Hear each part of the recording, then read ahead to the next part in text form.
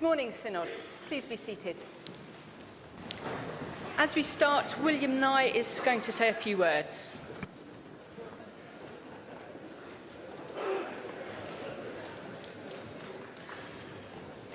Good morning, Synod. I thought you might appreciate an update on the process for elections by the House of Laity and the House of Clergy to the Crown Nominations Commission. Once again, I want to apologise for the confusion and complexity of last night. I hope you all slept well. As of this morning, we are still assessing the position. As I speak, the clerk to the Synod is probably at this very moment on the phone to Civica Election Services with the registrar. When she has completed talking to them, we will be able to assess the best way forward in the light of all your work to submit ballots yesterday. And I'll update you further on this later this morning as soon as I can, once we have assessed the best approach. Thank you very much. Thank you, William. We now turn to the resumed debate on the war in Ukraine. For this, members will need the order paper for today, order paper 5, and GS 2259. You'll recall that we had reached item 60. The Reverend Jack Shepherd had spoken to and moved the motion, and that was open to debate, so we will pick up from there. Then we will come to item 61. Once that has been debated, we will return to a debate on the main motion, item 6, as amended, if indeed it is. Item 60 is that in paragraph C, after each diocese, insert and each parish, after long-term refuge, insert and hospitality, and after other conflicts, insert and forms of danger. The speech limit will be 2 minutes from the outset. Item 60 is open for debate. Nadine Daniels, please.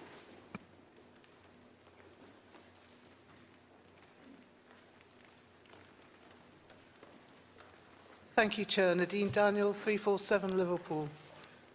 I wish to commend both the motion and the amendment. Let me explain why. Disclosure: I'm the former National Refugee Welcome Coordinator for the Archbishop's Council. Since June of last year, no Afghan who has entered this country under the safer legal pathway is a refugee. They do not have the protection of refugee status. Since February of last year, the 115,000 Hong Kongers who have sought refuge on our shores do not have refugee status. Since the 23rd of February, no Ukrainian who has entered our country has refugee protection. They have 3-year visas. 8 years on from the start of the war in Aleppo, the rebuilding of Aleppo has not started. I just offer that up. The reason I wish to commend the amendments is this. Having worked with practically every diocese in the Church of England, I have to tell you that they're very good at strategy, most of them, most of the time. But it takes a village to raise a child. It takes a community, a parish, to raise and resettle a refugee family. We are called and impelled by Christ to offer hospitality.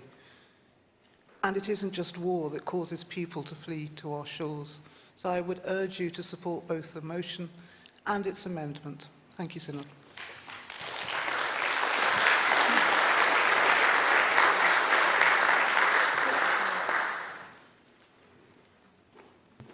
I can see no one else standing, so we now come to a vote on item 60. All in favour, please show. Thank you. All against, please show. That is carried. We now move to item 61, and I call on Patrick Richmond to speak to this motion. He has 2 minutes. Thank you, Chair. Patrick Richmond, Norwich 182. On Friday, Clive Scowen spoke to his 2 amendments to the effect that the peace between Ukraine and Russia that we hope for, pray for and call for should be a just peace. The first amendment was, I believe, accepted and carried, and you can see it in item 6b, urging all Christians and people of faith to pray that the war in Ukraine be ended justly. This second amendment, which I'm moving on Clive's behalf, is concerning the section D in the main motion, calling on Her Majesty's government to work to secure a just peace. So instead of a negotiated peace, we are calling for a just peace. Why are we doing that? Well, of course, because the Bible links inextricably peace and justice. They're 2 sides of the same coin. St. Paul calls for the kingdom of God, which is justice and peace. Justice, righteousness. These are linked with the peace of the kingdom of God that we are praying for and that we are calling for. In the motion as it stands, it talks about negotiation, which is the means, but we are calling, Clive and I, for you to amend that to talk about justice, because this is the substance, this is the end, this is what we want to achieve by the means of negotiation and other means as necessary. I therefore move the amendment standing in Clive Scowen's name, calling on the government to work to secure a just peace. Thank you, Chair. Thank you.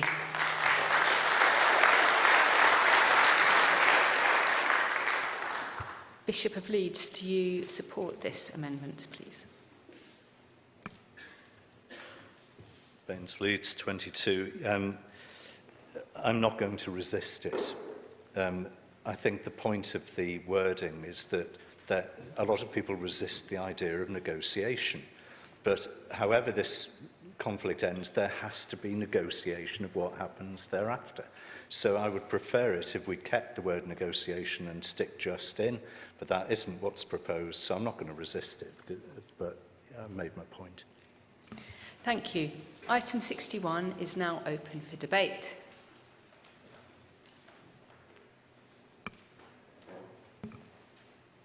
Daniel, please, then the gentleman over here. The speech limit is 2 minutes. Daniel Matavu, Oxford 379. I thank you, Chair, for calling me to address this august body for the very first time. The amendment proposes to insert the word just into the main motion. As I recall, the Bishop of Leeds said he wouldn't oppose this on Monday, and because, as he put it, who can speak against justice? Who indeed can speak against justice? But justice for who? Just for the white Ukrainians? One thing that was missing from an otherwise excellent report supporting the main motion was there was no mention of the treatment of black and brown refugees from Ukraine. Many of you will no doubt have heard disturbing accounts of how black and brown refugees, such as African students or professionals, have been prevented from boarding buses or trains, even when there were seats available, or when they did manage to get on a bus or a train, being forcibly removed and told to walk as if they were less human. Now, I do understand that the majority of you will be jealous of my the year-round tan. It wasn't from a bottle or under a lamp. but I am fearfully and wonderfully made.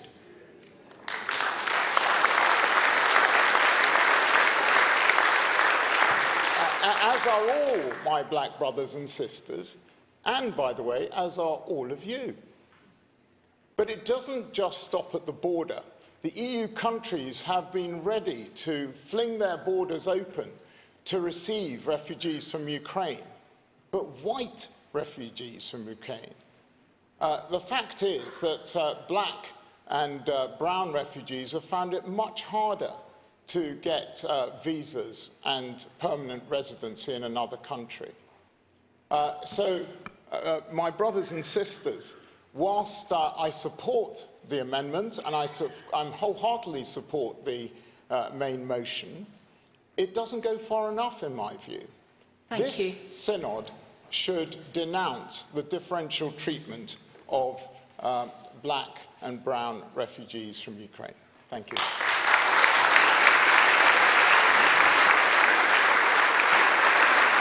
Marcus, please. With apologies, Madam Chair, I actually thought that we were debating the main motion and had a brain lapse. I therefore yield my time to anybody else who wants to speak on the amendment. We are debating item 61. I see no one.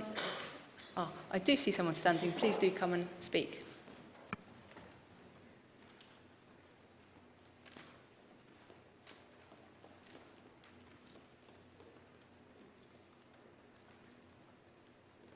Thank you, Madam Chair. Jane Evans, Leeds 326. I spoke on Friday in favour of the main motion, and the point I was hoping to make in my remarks then was that the situation is complex, complicated, nuanced, and not as black and white as we often think. And whereas I obviously agree with my bishop that one can't argue against justice, I do think the word negotiated is really important in this resolution.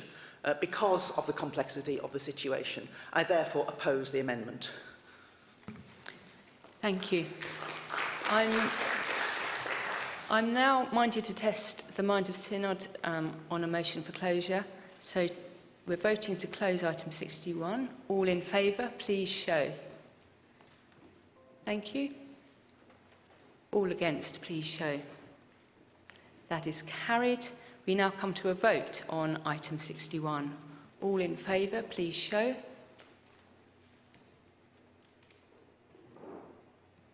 Thank you. Those against, please show.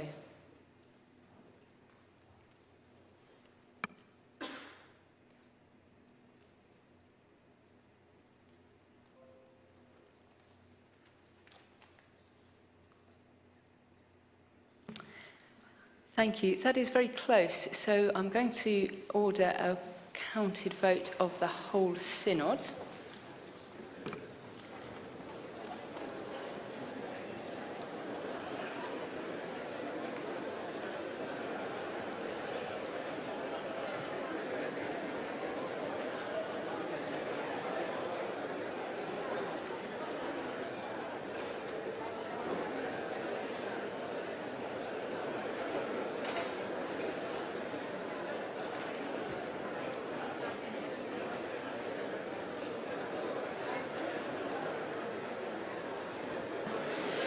This is a counted vote of the whole synod on item 61.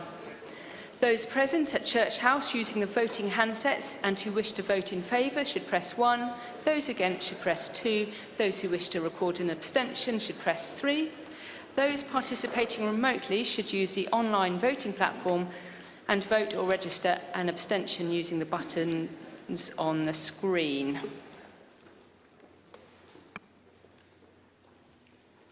The voting period is now open and will end in 1 minute.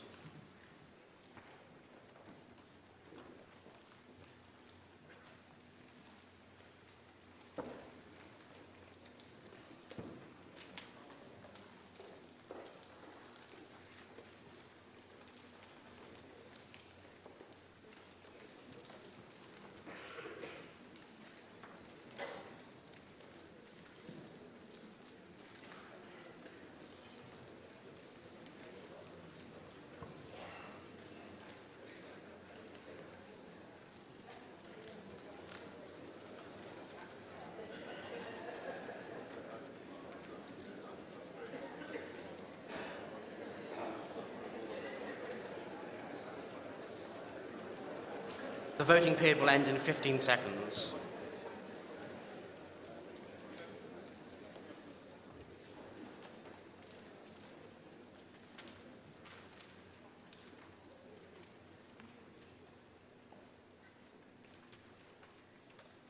The voting period has now ended.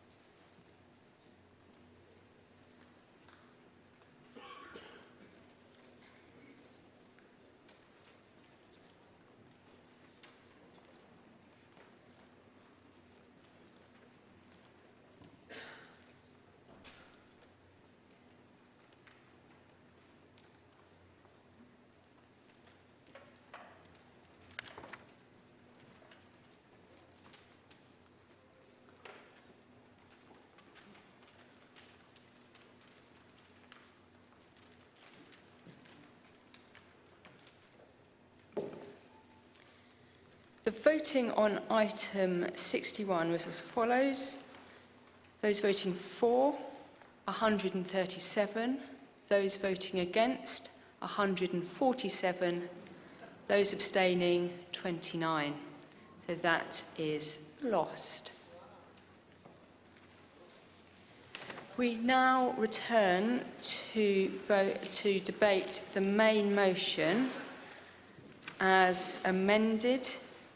And you can see the amendment we did before in bold on item 6, and then Jack Shepherd's amendment has also been voted for. So those who wish to speak, please stand. Bishop of Europe, followed by Bishop Rose.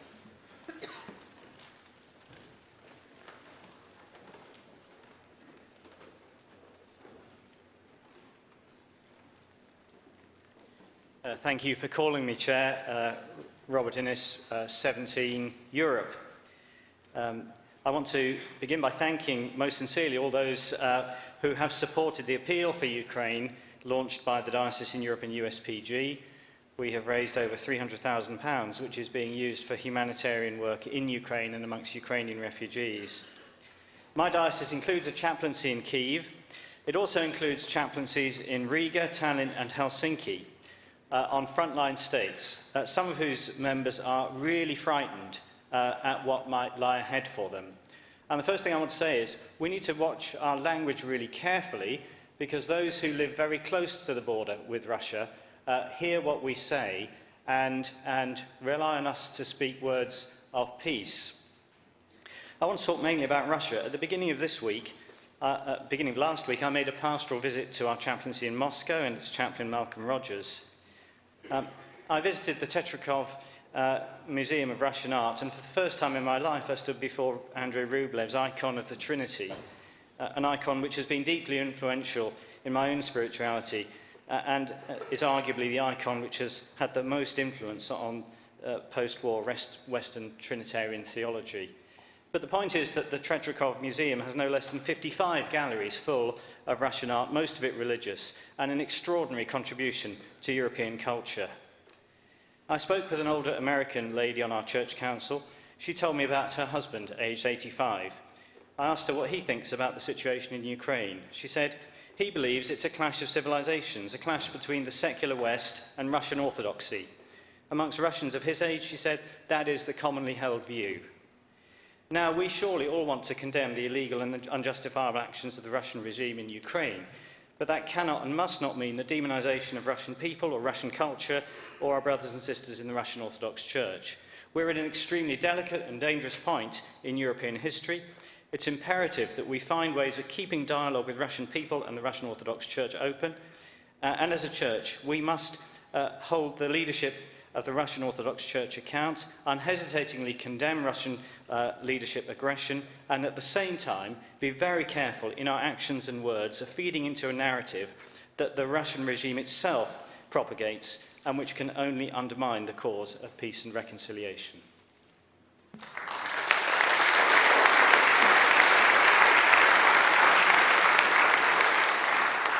Bishop Rose, then Morwenna Ludlow.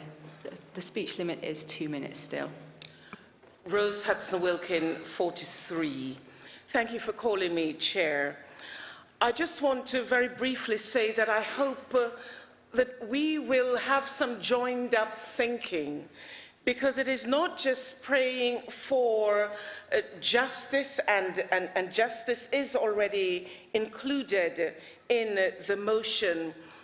It is important that we hold that negotiation quite clearly, but in doing so, we must, in joining up our thinking, be praying for our international world leaders, praying for a caliber of leadership that is not simply going to be looking at their own self-interest.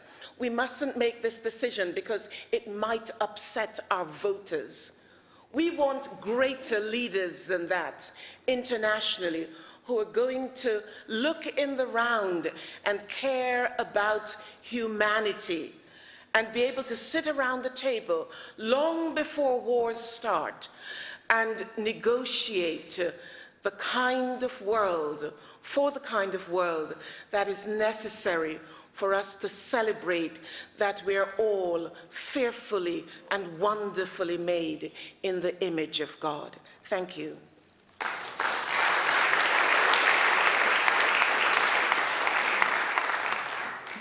Morwenna, and then I will be putting a motion for closure.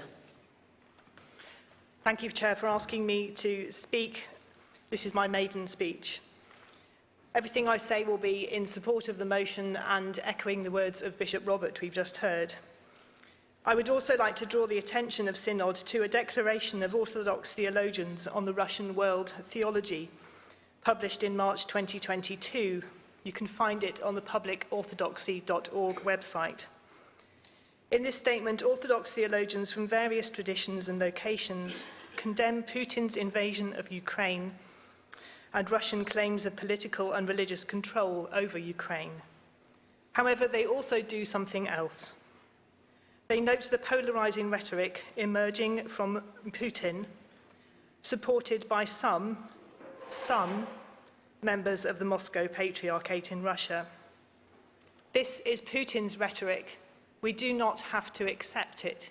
It would be a tragedy if we allowed it to cause a break between Western and Eastern Christians. In their statement, these Orthodox theologians also critique the underlying theology of Putin's Russian world ideology, which denies the equality of all humans made in the image of God, and which associates a human kingdom with an earthly kingdom. These Orthodox theologians have spoken boldly, biblically, and incisively.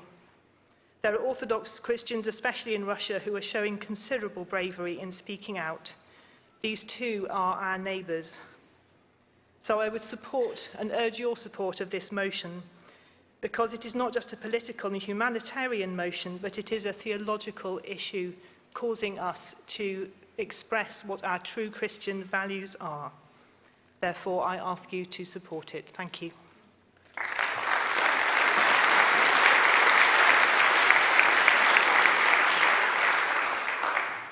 I now move to close item 6. All those in favour, please show. Thank you. All against, please show. That is carried. Bishop of Leeds, I call on you to respond to the debate. Thank you. He has 5 minutes. Thank you, and to all those who have contributed. I feared we might have lost the momentum with the hiatus between Friday and today, but these things are deeply felt. Thank you to Jane Evans for making the point on Friday that neither side can win, and in one sense neither side dare lose, that negotiation is inevitable. And in fact, Jane, you talked about the ease with which we can use words, and that has been reflected in other contributions. We have to be very careful about the language we use. Stephen Maxfield, on language, the pointing out that both Russia and Ukraine as signatories to the UN Charter, and the questions this conflict raises about rules-based international order. But again, you emphasised, and many have repeated, nothing justifies what Putin has done. There is no argument for that. The Archbishop mentioned the meeting with the Patriarch, the Ukrainian Orthodox Church, and it is well worth reading the report on that on the Archbishop's website. Stephen Platt, again, thank you for pointing out that the Russian Orthodox view and response to this conflict is not uniform. We mustn't categorise people simply because they belong to a particular group or church, therefore they believe or they approve of whatever. It isn't that simple. We have to keep the channels open. Moving on from some of those amendments, the Bishop of Coventry spoke about nuclear non-proliferation. That needs to be taken seriously, and thank you, Jack Shepherd, for saying in one sense the motion needs to go further. Martin Gainsborough made a very strong point about language, and when we use language such as rules-based order, when we speak in binary terms, almost Manichaean, that you're either this or you're that. And yet we haven't understood the Russian mindset. Russian history, culture, theology is not Western. And you can't understand this conflict or Russia without looking through the lens of Russians and through Putin in particular. And that takes really hard work. It isn't obvious. Language of authoritarianism, executive sovereignty. It was a very important speech. Nadine, Daniel, thank you. Yes, Aleppo, they haven't even started rebuilding. And you made the point that it's not just individuals hosting Ukrainian refugees that matter, it's the community in which they are set. And we all have a responsibility in that. Patrick Richmond, peace and justice, yes, but as I indicated earlier, we can't shy away from the need for negotiation, even if one side beats the other into submission. You have to create a future that is based on relationship and agreement and some sort of negotiation. Can't be avoided. Daniel, I'm so pleased that you raised the question of the differential treatment of refugees in Ukraine. Those of colour not being allowed onto buses, being treated differently from those who are white. We haven't got time to go into it, but it raises a serious question about, and I'm going to categorise here, which I said we shouldn't do, Ukrainian or Eastern European, in some cases, attitudes to race. That's for another occasion. Jane Evans, thank you again.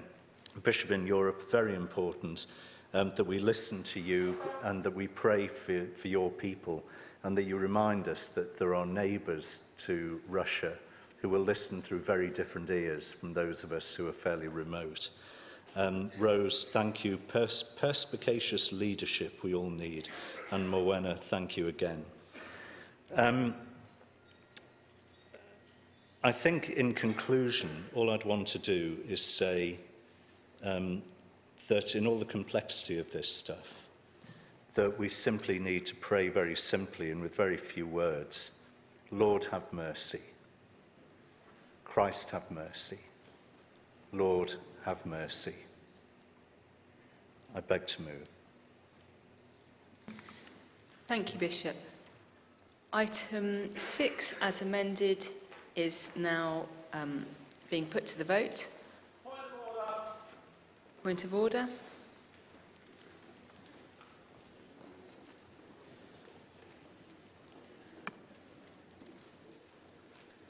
Point of order, John Wilson, Lichfield 341.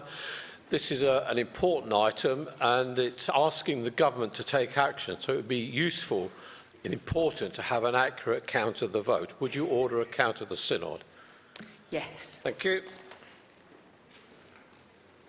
This is a counted vote of the whole Synod on item 6 as amended. Those present at Church House using the voting handsets who wish to vote in favour should press 1. Those against should press 2. Those who wish to record an abstention should press 3.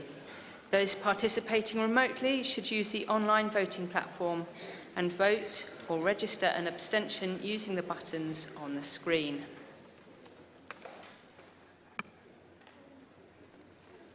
The voting period is now open and will end in 1 minute.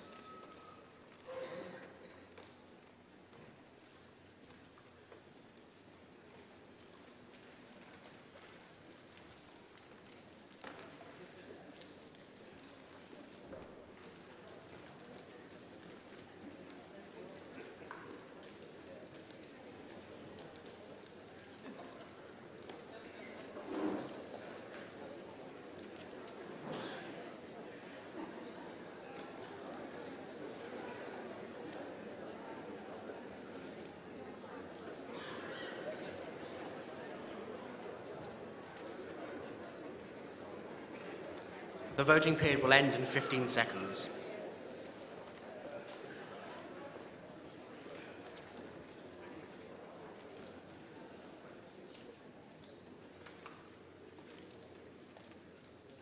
The voting period is now ended.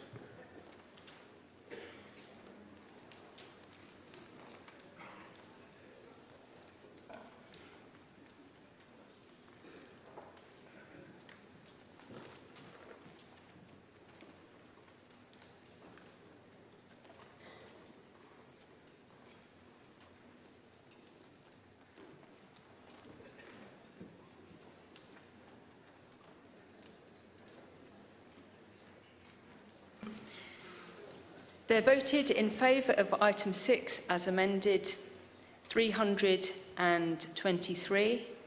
Voting against were 2, and there were 2 recorded abstentions. Thank you, Synod. This closes this item of business.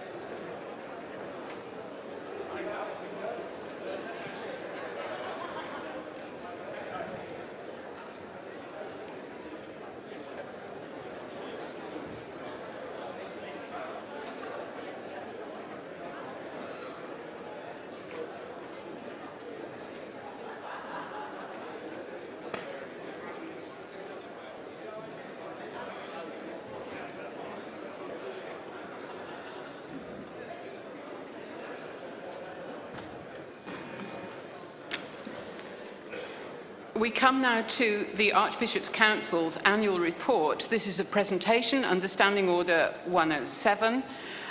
There will be a short presentation, and then there will be an opportunity to ask questions on the work of the Council in 2021.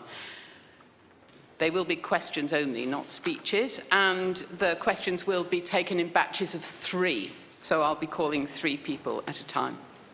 We start with a presentation then from Charlotte Cook and Luke Miller. So I call upon them to make their presentation, please. Charlotte Cook, 466.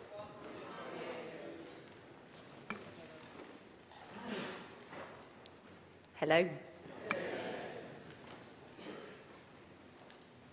Charlotte Cook, 466, ex officio. Chair, members of Synod, it is our pleasure to present the Council's annual report for 2021.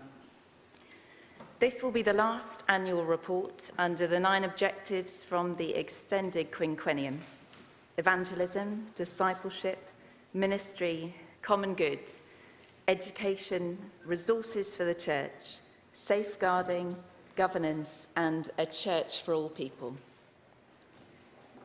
In 2022, the Council will report under its new objectives on page 35 of GS 2267. We will highlight the achievements and activities within some of the objectives, not all 9, as some have already been discussed in other debates. Although this is the Council's report as a trustee body, it reflects on the mission and ministry of the wider Church of England in our communities in a year that was again impacted by the COVID-19 pandemic. So, for discipleship and ministry, the Archbishop's Council has continued its focus on prayer and worship, both at its own meetings and providing resources for the Church. The digital discipleship portal for everyday faith was developed and launched last year, adding to other online resources such as the Daily Prayer podcast, launched in March 2021. This registered more than 1 million downloads, with around 8,000 people listening each day. Daily Prayer is the latest in a series of Church of England prayer and discipleship apps and podcasts available, which have now been accessed 8 million times. This is up 50% on the previous year. We have also continued with the provision of the weekly online service and are grateful to all those which have made wide-ranging contributions to this aspect of our work. Due to further pandemic restrictions in 2021, churches continue to deliver online and hybrid worship, and the Daily Hope 24-hour worship phone line received more than 550,000 calls so far, 20,000 every month, with more than 7 million minutes spent on the service, launched as a way of bringing worship and prayer into people's homes. The role of clergy has been instrumental in supporting worship during this challenging time, both online and in person. In 2021, 501 people were recommended for training for ordained ministry. A quarter were under 32, 11% were of UK ME, GMH heritage, and 55% were women. We expect nearly 400 ordinands to complete their theological training this year and to take up stipendiary curacy posts in 2022. Of these, around 3/4 of the posts are likely to be funded by the diocese, while the Strategic Ministry Fund grants administered by the Council's Strategic Ministry Board will help to support around 1/4 of new curacy posts. The Strategic Ministry Fund was set up in 2019 to help ensure that dioceses are able to fund additional curate numbers, to increase the number of candidates for ordained ministry. Funds allocated towards the cost of additional curacies, with the Council approving a Strategic Ministry Board to administer the grant process.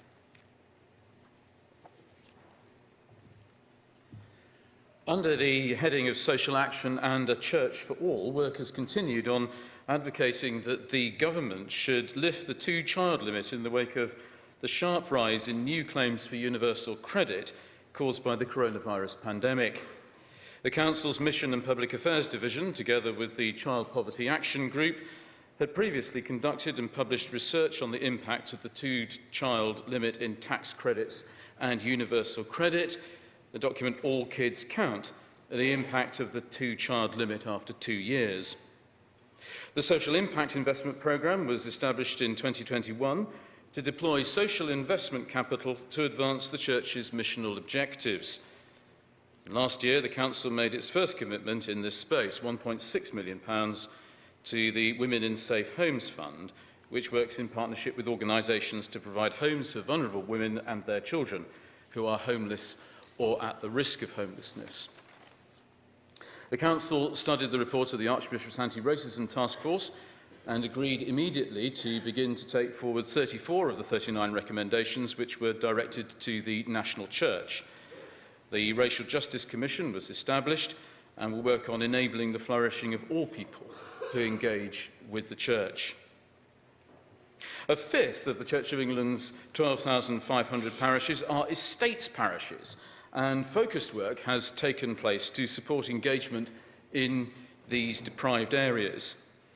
Looking forward, much of our future grant awards will prioritise the most deprived and resource-poor contexts, will fuel a pipeline of leaders in frontline ministry, both ordained and lay, and will address key gaps, such as volunteer and paid leaders for ministry with children and young people, and becoming a church which better represents the communities we serve. A new vision for further education launched in 2021 with the report Vocation, Transformation and Hope, highlighting how FE makes a significant difference to the three themes in people's lives: sense of vocation, their personal transformation, and their hope for society. In terms of governance and resources, the end of the previous extended quinquennium, sexennium was it, and the start of this new quinquennium has led to new members making up 60% of the General Synod's total membership. And we are, of course, grateful for all your dedication, engagement and service, and that of our predecessors. We have focused on the development of the vision and strategy to be a church that is younger and more diverse, to be a church where mixed ecology is the norm, and to become a church of missionary disciples. The growing faith work, promoting a partnership between the three communities of church, school and household, continued to develop and expand in 2021 with the establishment of a new Growing Faith Foundation to serve as a strategic lead across the church, to grow a younger church and increase engagement with children and families in different settings. And this work is carried out by the Church of England National Education Office, overseen by the Council and the National Society. The Governance Review Group reported, and work is being taken forward by the Governance Project Board, which will report to Synod in 2023. In a subject dear to the heart of an archdeacon, work continues to encourage an ever more generous culture in churches to grow their ministry for the future. This includes expanding advice and guidance of parishes, encouraging digital giving, and providing training for clergy and laity. Funding of £6 million was secured from a further tranche of the government's Culture Recovery Fund grants. Members will find details of the full support for churches and cathedrals from pandemic-related grants in GS MISC 1326. The Council was pleased at the extension of the government's listed places of worship grants scheme, which pays grants equal to the VAT incurred on repairs such as urgent structural work, reducing the fundraising burden on churches and congregations.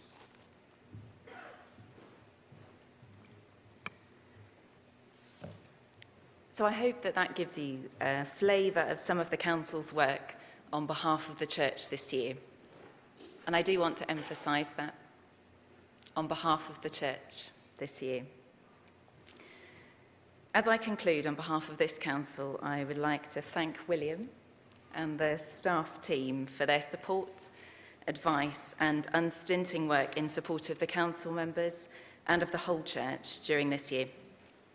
The panel of Council members look forward to hearing and responding to your questions now.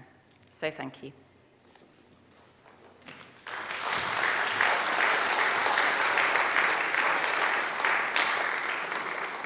There is now an opportunity for members to ask questions. I will take them in blocks of 3, if indeed we have that many questions to start with.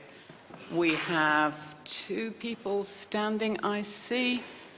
So, 3. Okay. We will go with the Bishop first. We will then go with Penny Allen. And then we will go with Adrian Greenwood. Thank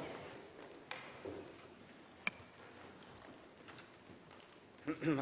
Robert Innes, 17 Europe. Thank you for calling me Chair. Thank you for the report from the Archbishop's Council.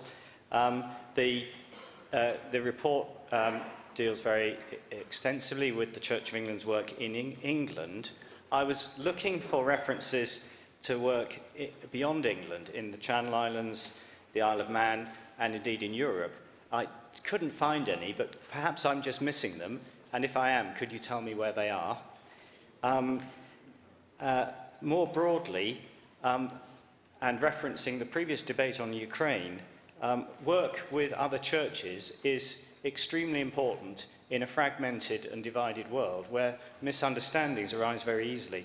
I have watched with great... And your question on that aspect is? What is the Archbishop, what is the Council's strategy for ecumenical work, and what resources are being allocated to it? Next, Penny Allen. Thank you for calling me. Penny Allen, Lichfield 335. Firstly, I would really like to see a full report, and is it possible that we could have it at the next session on the SDF funding and how it's been allocated and which projects have been supported in which dioceses? I'm asking this question because when finances were being discussed before, we had some information that I didn't know, and I don't think most members of Synod were aware of. Secondly, is it possible, please, for us to consider our digital disciples online more fully and have more money devoted to this? I have already asked for more discussion and more of a survey. And thank you. You've asked two questions. That's slightly stretching the boundaries a bit, but would. Adrian Greenwood, Southwark 415. I declare an interest as Chair of Trustees of the Salmon Youth Centre in Bermondsey, formerly the Cambridge University Mission. Given the first of the 6 bold outcomes to double the number of children and young active disciples in the Church of England by 2030, and given the loss of staff referred to in questions 31 and 32, what plans does the Archbishop's Council have to ensure that the outcome is sufficiently prioritised and resourced? Will it, for example, encourage the greater use of organisations like Missional Youth Church Network and Youth Scope, which led such excellent workshops yesterday? Thank you. I call upon either Luke or Charlotte to answer, or indeed John. So we welcome him as a way of answering questions if that's the appropriate way to do it.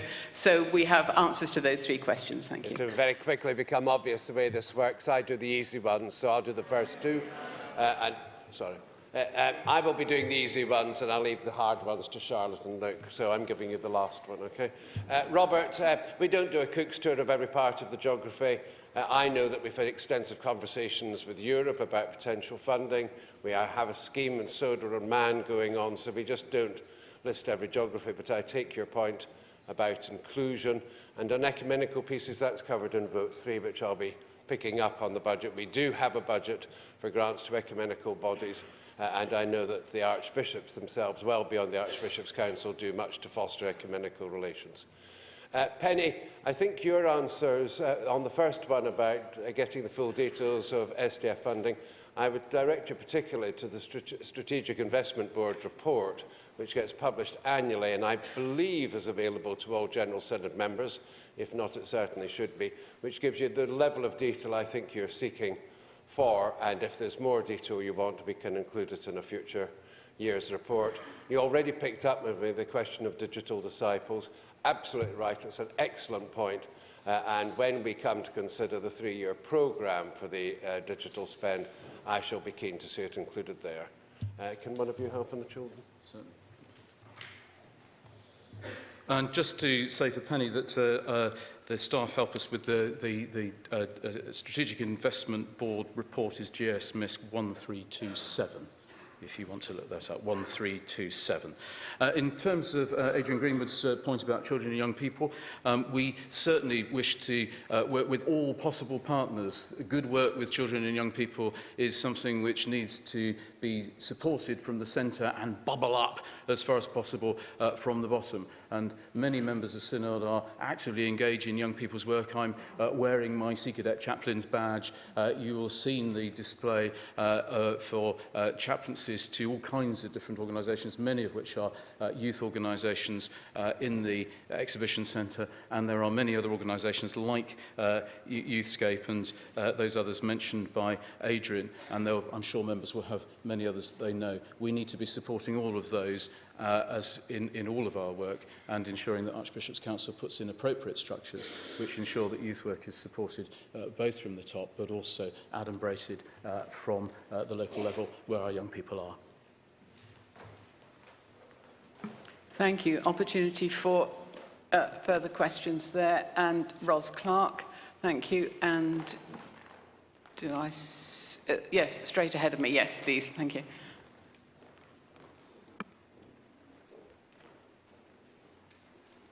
Graham Hamilton, Exeter 119.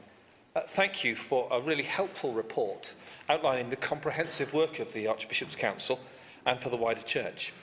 I began, as I read through, to feel that in its eagerness to be upbeat and perhaps not wanting to scare the horses, the reality of decline was not being faced. I quote from page 4 forward. The Church continues to be aimed at ensuring that the Church continues to be a growing church for all people in all places. But despite the best efforts and the fact that there are wonderful pockets of growth, is that true? My question is, could Synod be given clear, regular statistical updates on the state of the Church of England? Numerical, using the statistics for mission, which parishes labour to produce each year, and financially, with a picture of dioceses across the nation. Good diagnosis and research, such as we were given yesterday on churches with children, helps the question, I think I've heard you put the question, could we have good statistical information? That is the question. That's the question. So if you would kindly stop, that would be good. Ros Clark, Lichfield 336, thank you. On page 30 of the report, we're reminded that 2021 saw the development of the vision and strategy for the next 10 years for the whole of the Church and the identification of the 3 strategic priorities. My question is, at what point during that process was the synodical structure of the Church involved in the development of the vision and strategy, and at what point did it give approval for the vision and strategy? Thank you. And then the next question, and then I'll ask for a reply. Adrian Ewings, Bath and Wells 062. As an archdeacon, I'm being increasingly approached by churches to talk about closure. When John Spence came to our diocesan synod not many years ago, he said that the issue of closing of churches has been put in the too difficult to deal with pile. I just want to ask whether Council is removing it from the too difficult to deal with pile and is actively considering the issues around that issue.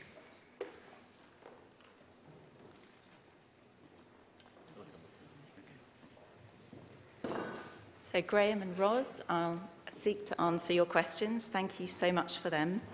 So Graham, in terms of a regular report, there is the stats for mission and the parish finances, which are given annually and published on the website.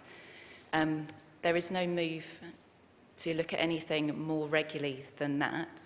However, I would want to say that if that's something that you continue to want, then feel free to mention it again. As we all know, growth isn't just numbers, even though they are indicative of something, and we know that God continues to grow his church, and we are expectant as the Archbishop's Council that God will do amazing things through the work of the Church of England. So thank you for your question. And Ros, thank you for your point. That's been raised a couple of times already in Synod, and Archbishop Stephen spoke about it at question time. So thank you. Thank you. And Graham, actually, your point on reporting, we did do a lot of reporting previously on numbers attending. It's a flawed number in many ways, but it has been knocked sideways by COVID. So I think we can look again about how we enhance the visibility of the scale both of those attending and worshipping communities. But I think we should take that one away. Adrian, on your point, as you've quoted me from Bath and Wells, the question of closures I think I referred to in the context of church building closures. Churches are, of course, the people in them, aren't they, or the people, the worshipping community. And the question of what happens about that can only ever be determined at the most local level.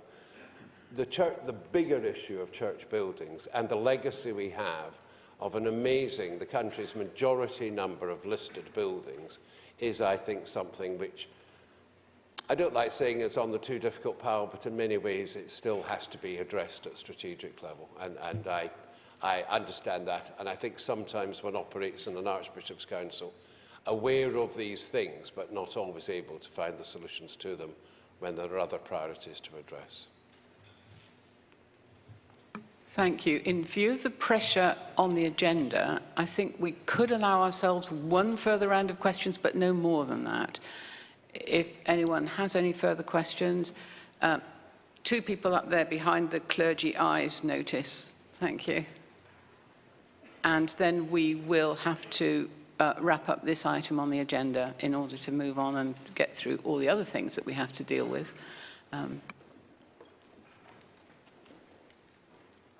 Matt Orr, Bath and Wells 248.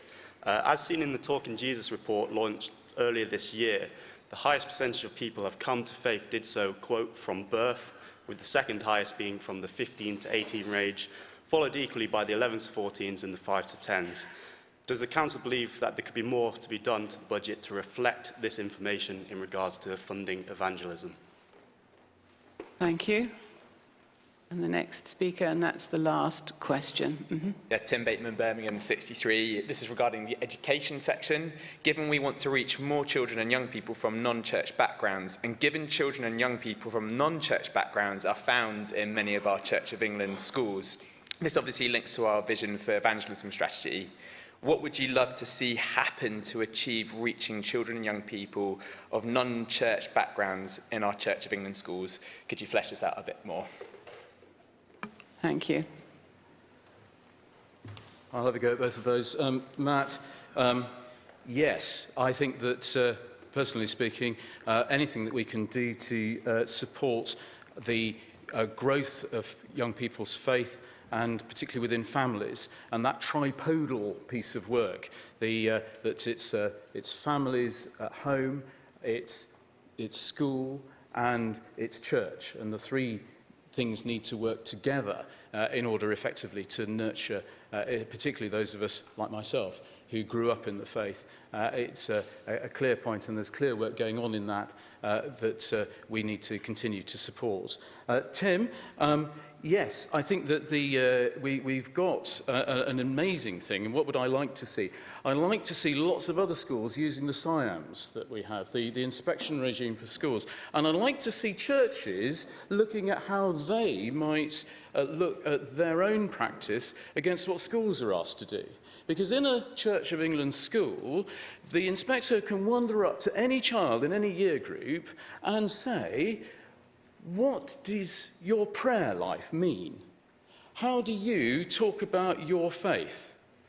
And I wonder how much, I speak as a parish priest still, if I were to do that in my congregation with both adults and young people, that would get the kind of effective response and that we expect our schools, which are open to all faiths and none, to deliver for all of our children of all faiths and none, even in the church setting. So I hope that we can use some of those tools that we've already got even more effectively in order to help our young people and indeed our grown-ups and those of us who are very ancient but young at heart to thrive in the faith. Thank you. As I've indicated, in view of the pressure on the agenda, I think we have to terminate this item of the agenda now. And so I invite you to remain in your seats for the next item on the agenda, which is the Archbishop's Council budget for 2023. Thank you.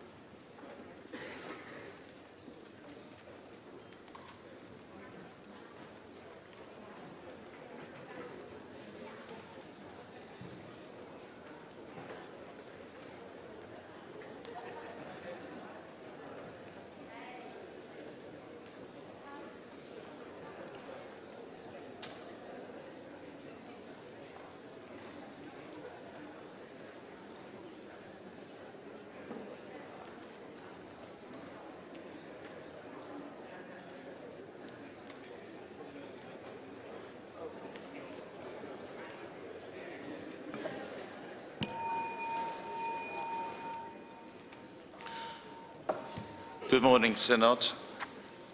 We now move to item 22, in fact, items 22 to 28. And you will need GS 2268 for this series of debates. In a moment, I'm going to call John Spence to speak to all these items from 22 to 28, and therefore John will be having 15 minutes in order to do that, because he would rather do it that way than address each of the separate motions. But then we will have to work our way through the motions on the order paper. So, John, I invite you to speak to items 22 to 28, and you have 15 minutes to do so. Well, good morning again, ladies and gentlemen, and thank you for coming to this conversation where you will seek to approve the Archbishop's Council budget for 23. We have two tasks before us this morning. Firstly, to agree that expenditure as it relates to the items covered largely by apportionment, and secondly, to agree the apportionment and pooling adjustment. So we start by looking at the overall budget. Item votes 1 to 5 total £57 million, and that is the item I will be talking to today. But the other elements of the budget, the £110 million laid aside under the new spending plans for the new diocesan investment fund, a further 10 million for people and partnerships, which is basically about capacity, and 19 million reserved for plans to be developed for racial justice and net zero, bring the total budget to £196 million. And that compares with £148 million in 2020. So you can see here the scale of additional investment that is being made available, indeed to address and reverse the trends that we have been seeing in the Church overall. If I then turn to items votes 1 to 5, vote 1 is for ministry training ministry, and that is £15.7 million.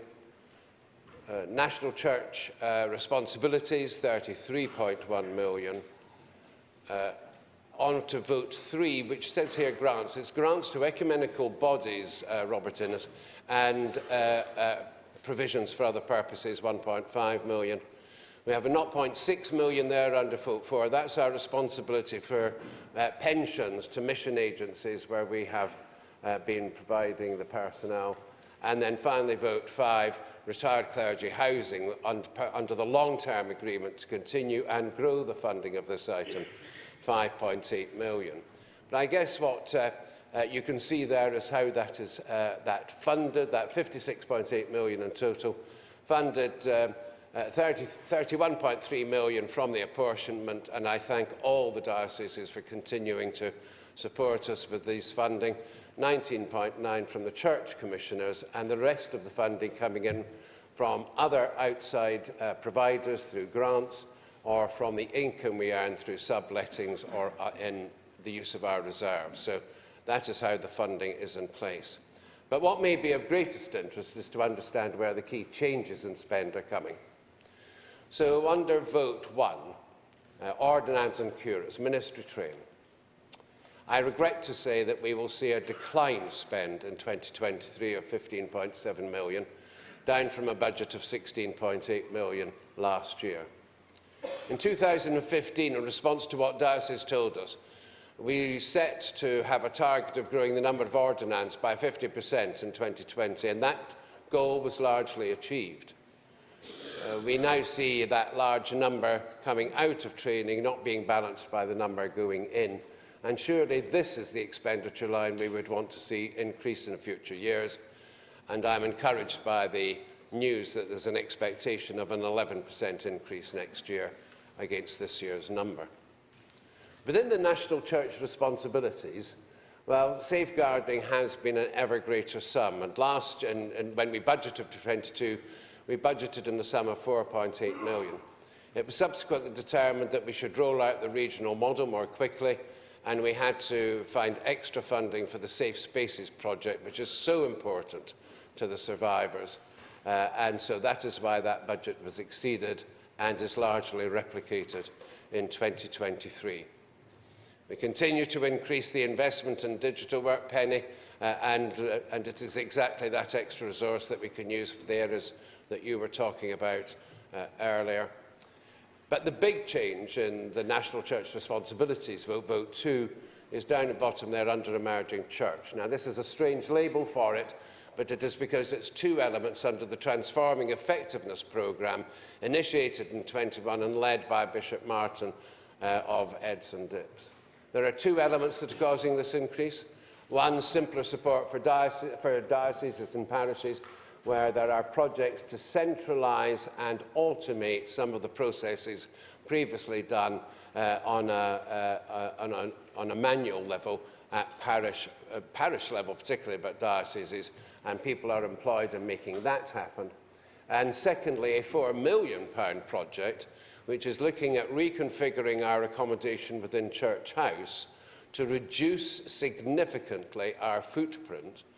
And that £4 million spend, which will seem a huge amount, but it's a very complex building, is actually going to produce annual savings of £1 million per annum across the NCI. So you can see that this was a very strong business case.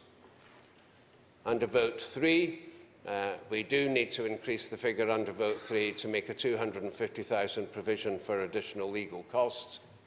And under Vote 5, as I've said, we commit and have committed since 2010 to increase annually the amount we put into the fund for retired clergy housing because we have not yet reached the peak of demand in that space. I think it would be very interesting for us to observe how that apportionment and the degrees to which votes 1 to 5 are funded by apportionment has changed over the last decade. In 2014, apportionment accounted for 89% of the spend under votes 1 to 5, and that has now come down to 55% in 2023. That has produced a saving of £71 million over the decade. But if I only take 2020 to 23 alone, the saving to dioceses is £57 million. That is £57 million that would otherwise have been asked of dioceses to pay in apportionment. And I hope you understand that the Archbishop's Council here are all too aware of the enormous financial constraints dioceses face, which is why we are freezing apportionment once again. Apportionment now has been kept flat or below inflation consistently across recent years. And if we look at that decade over where that big increase in spend has come from, I just give you here some of the key items. So I go back to ministry training. Back in 2014, 13.1 million, reaching a peak last year of 16.8 million, and that is where we aspire to see it grow again. Safeguarding, which we were not spending anything meaningful on, 6.4 million. I did mention in the previous slide the 5.6 million being replicated. At the same time, the past case review programme's coming to an end, and so grants come down from 1.5 to 0.8, and that's what makes up the 6.4 million total there. Who could argue anything other than that we've had brilliant dividends from the digital team, who have now trained thousands of parishes and individuals in how to use digital work, who have created the central devices of which we've heard earlier, who continue to sweep the board and winning awards across the whole of the industry. These are all elements you will see here of investment that is either essential, as in the case of safeguarding, or highly desirable in terms of other elements. I've mentioned retired clergy housing already. And then at the bottom there, shared services going up by nearly £2 million over the decade. Two big items there.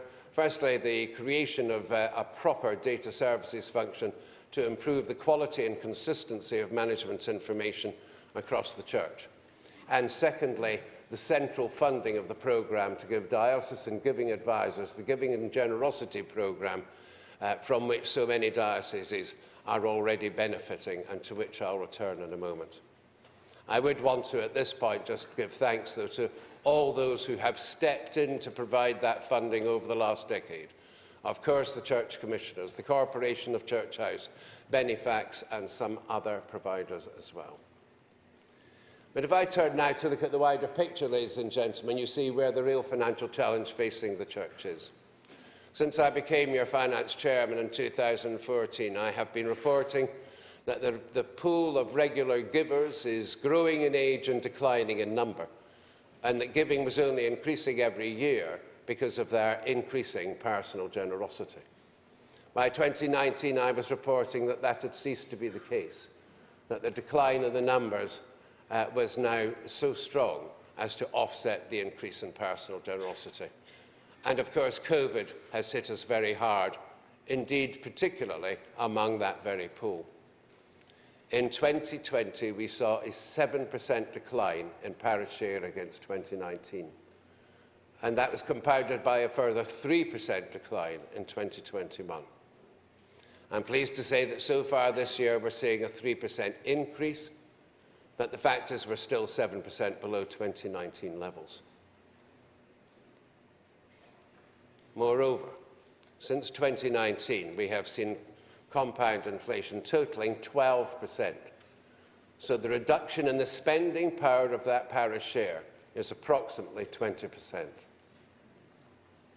I have asked that we undertake an urgent reforecasting of diocesan expected surpluses and deficits for 2022 and looking ahead to 2023 so that we can fully understand the scale of the issue.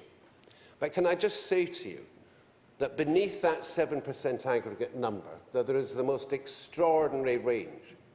We have dioceses who have giving close to 2019 levels and others that are 20% down. And I make no judgment. There are different circumstances in different places. But I say to you, please, where you can see that your diocese is well below 2019 levels, in the range 10 to 20%, which puts it in that lower level. Please consider what might be done by your diocese to reach out to those who are having more success. There is a very clear correlation between the levels of generosity and the individual leadership given by the diocesan leadership team and by the way in which they use their giving and generosity advisor. And if your diocese hasn't yet accessed the scheme, I encourage you to do so. Generosity is both the enabler and the outcome of the revitalisation of parishes. We cannot survive ever by merely subsidising the past. We must encourage the new growth, and sometimes that means stripping out bits of old wood to let new shoots grow, as every gardener would tell you. We also need to allow the seed to fall on fertile land, as evidenced by new church plants, and that is the way to our future. Because, of course, the financial challenges persist as rather like a jet engine pushing out against us. We fully understand that safeguarding hasn't just meant more cost at the centre, it meant more cost at every level. Inflation is set to be with us in high levels for the next 12, 24 months. And inflation is the enemy of ambition. And we really need to understand how much of what we want to do may be sucked in to dealing with what we have to cope with. You all are facing increased taxation at parish and diocesan level with things like national insurance, and regulation grows and abounds ever. But, ladies and gentlemen, let me give you three positives.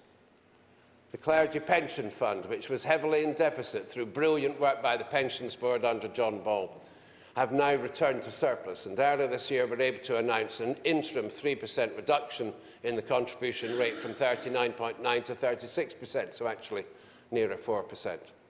Consultation is now underway to understand what can be done more, and subject to ongoing strong performance, the approval of the Pension Board, the outcome of that consultation and the approval of the regulator, they are hoping to cut the rate of contribution down with no deficit funding required and with all member benefits retained intact from 39.9% to 28%, and that produces a saving over £20 million across the church.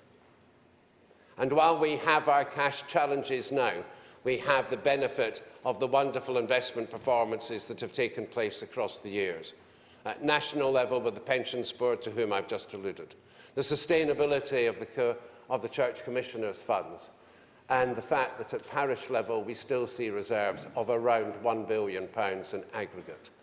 These are funds which will need to be drawn on as we revitalise the church, as we take forward the vision and strategy, or rather you do, because it can only ever happen from the local level up.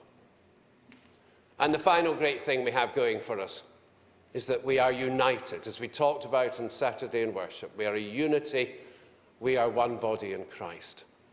And my dear friends, I've always said to you, the money is not the end game. The money is merely an enabler to release the Holy Spirit to do its work in every community, in every village, in every town, in every county and across the country. Let us release the Holy Spirit. And if you just think about the word spirit for a moment, let us, strip out every artificial boundary so that we may, pursue and relentlessly adopt the best proven practice wherever it exists across the church. Let us, inform and inspire each other to create a can-do positive culture built on our known successes which surround us more than we realise. And yes, let us revitalise parishes or help parishes and communities revitalise themselves, recognising again that nurture and recovery may involve surgery on occasions. Let us, innovate and take risks as Christ himself did, and we walk in the footsteps of Christ. Let us transform the trust that exists between us, because we are one body, and we ask God to send us out in the power of his Spirit and in that Spirit to live and work to his praise and glory. That is the only reason I do this role. And so, ladies and gentlemen, I lay before you the apportionment as we ask you to agree today, with all the increase in spending, which totals 8% for the reasons I've stated, being funded by the Church Commissioners. And I lay before you motions 22 to 28, standing in my name.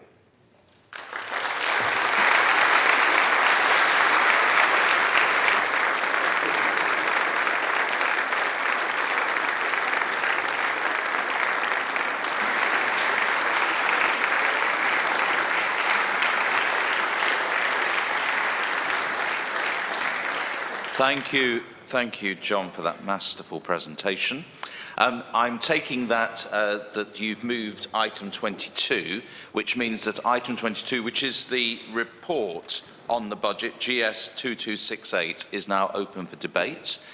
I'm going to take contributions in batches of 3 so that John can respond in that way. So if you're wanting to stand, please do so. And the initial speech limit is 5 minutes. And I call Mark Ireland and then Andrew Orange.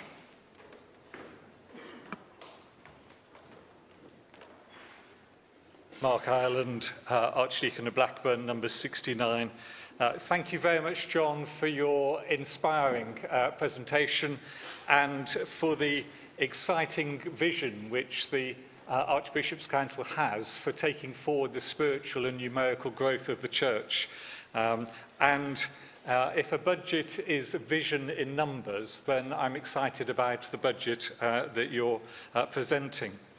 But there is an area that I'm concerned about with the Archbishop's Council's work this year.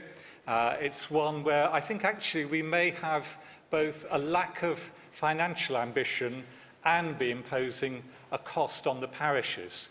And that's both to do with the National Burial Ground Survey, which has the laudable aim of creating what would be a database of potentially 250 million records, which would be searchable, which would be very helpful for families, and which, because we have most of this information, we have all of this information held within the Church of England, we would be in a good position to establish and use this in some way, this data, in some way that would provide an income stream for the Church. But instead, we've outsourced that to the collection to Family Search, which, as many people know, but not everybody, is an agency of the Mormon Church, an organisation with very different religious beliefs. They obviously see the financial benefit and have been keen to undertake this work, but they will do so in a way which will not benefit the parishes, but it will actually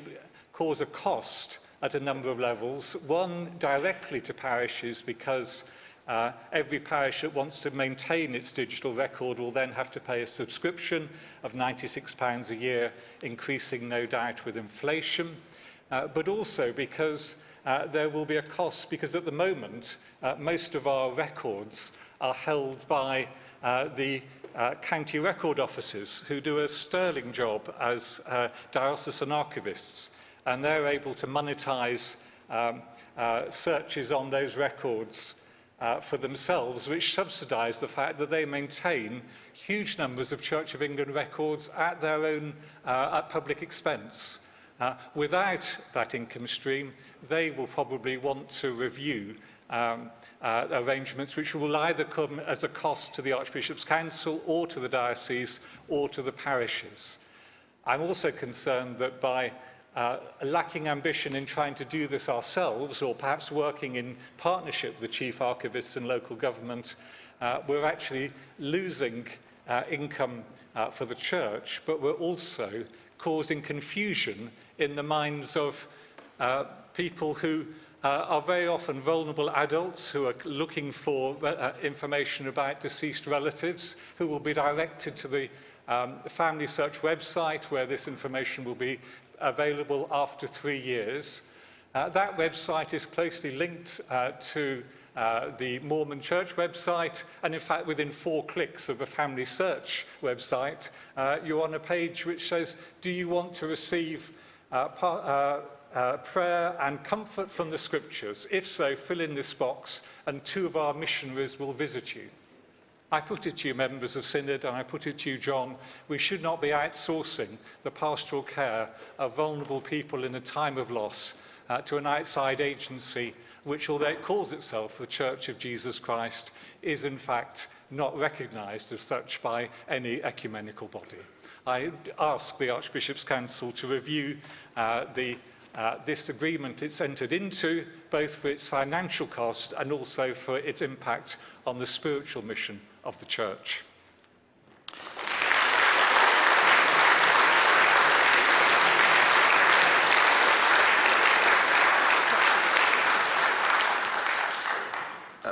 Andrew Orange, followed by Penny. 5 minutes at the moment, and then we will be having a response after Penny from John. Thank you, Chair. Andrew Orange, 430 Winchester.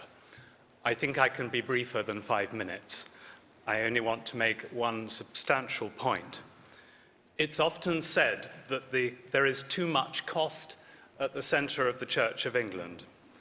And just to remind you, these presentations which are given in rounded millions, let us just keep in our minds that £1 million is roughly the cost of employing 20 vicars. I note that the operating budget for the national church, which is Vote 24, I note in the paper that the budget for 2023 is 17% higher than it was in 2022. I'm afraid that seems a big increase, even in these inflationary times that we have. It's also amounting to £5 million. On the rough maths I gave you, £5 million is 100 vicars employed for a year, so it's not insignificant. Canon Spence, you kindly did explain to us that a large part of this was the emerging church cost, the centralising and automating of process, the refurbishing of Church House.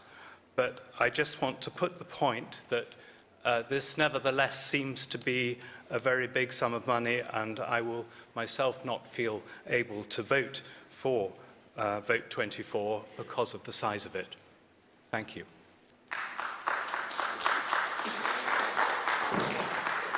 Penny, thank you. Thank you. Penny Allen, Lichfield 335. I want to express a concern, John, about the size of the training for ministry budget.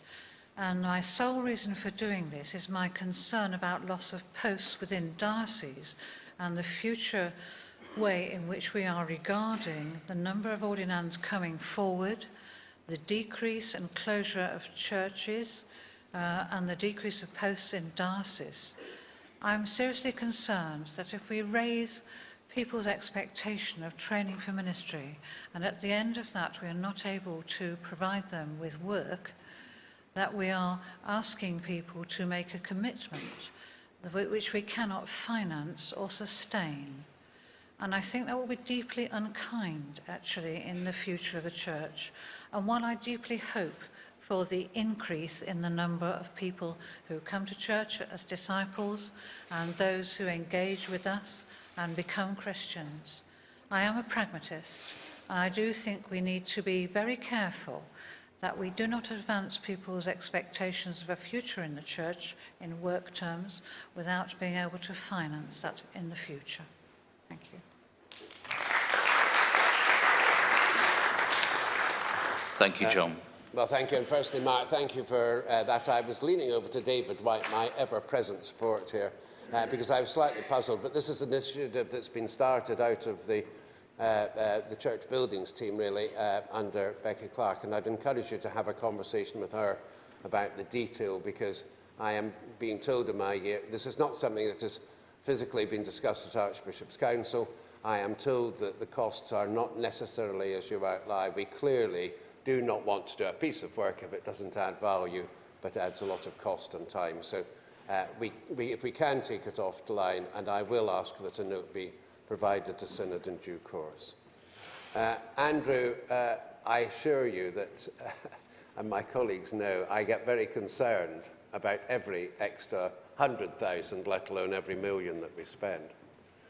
But I do think if you have a business case put before you to spend £4 million and to achieve savings of £1 million, that feels to me like a good deal. And I think I'd encourage you to be tracking us to show that that £1 million saving is indeed achieved and delivered and monitored. That is the responsibility that your finance chair should have to the Synod, that we will keep the project to budget, we will deliver it, and we will track that the saving is delivered so that those funds are indeed released. I think that's what drives them. Otherwise, I could not have supported that budget either, to be honest. And Penny, the whole issue about ordinance, this is surely the whole point of the new vision and strategy work and the new funding mechanisms. Because we were concerned this year that the financial challenge facing dioceses was such that they may be struggling to have the confidence to appoint emerging curates to posts, we brought in, the Ministry Council brought in the Post of First Responsibility scheme, and that is now being deployed and has some spare capacity in it to have some more. But surely it is when you can move to mission plans lasting over 9 years that that can give the confidence to enable people to see ahead that the number of ordinands will be needed. I am aware that large numbers of priests have reported that they will see the church through the emergence from the pandemic and thereafter retire. And where people want to retire after 30, 40 years of brilliant work, surely we must help them to do so. So we continue to be advised by dioceses, despite the financial challenges, that these are the sorts of numbers of ordinands that will be required. And we are responding, we, Ministry Council and the Church at the Centre, are responding to that which is asked of us.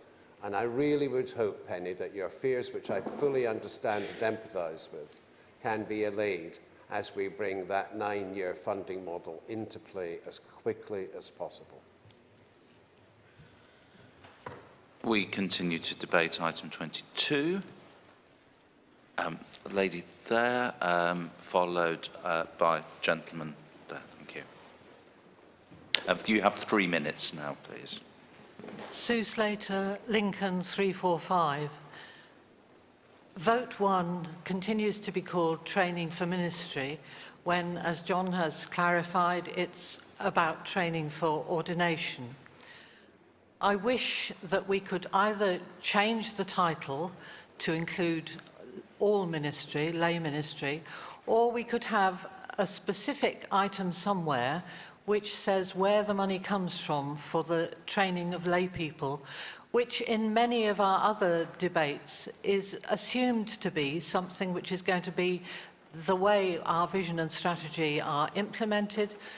Every diocese is working on schemes which assume that they will have fewer and fewer stipendiary clergy, and that more and more of the work of ministry and mission and evangelism will be carried out by lay people, particularly licensed lay people.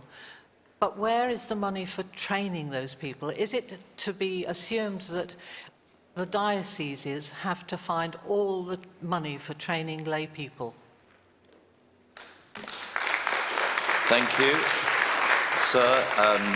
Followed by Adrian Greenwood. Sean Doherty, Universities and TEI 450. In response partly to the previous speaker, that's one of the things that will be discussed this afternoon in relation to RMF, resourcing ministerial formation.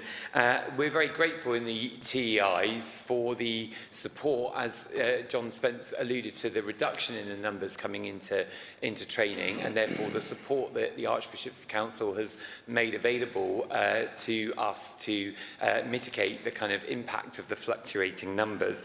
But those fluctuating numbers do create significant challenges for us, which is why changes are needed to how ordained, in like the previous speaker, ordained ministry training is funded, which again we'll be looking at this afternoon in RMF. If members would like to know more, they can come to the Fringe meeting this lunchtime in Vanbrugh, room 44 at 1:15. Thank you, Chair.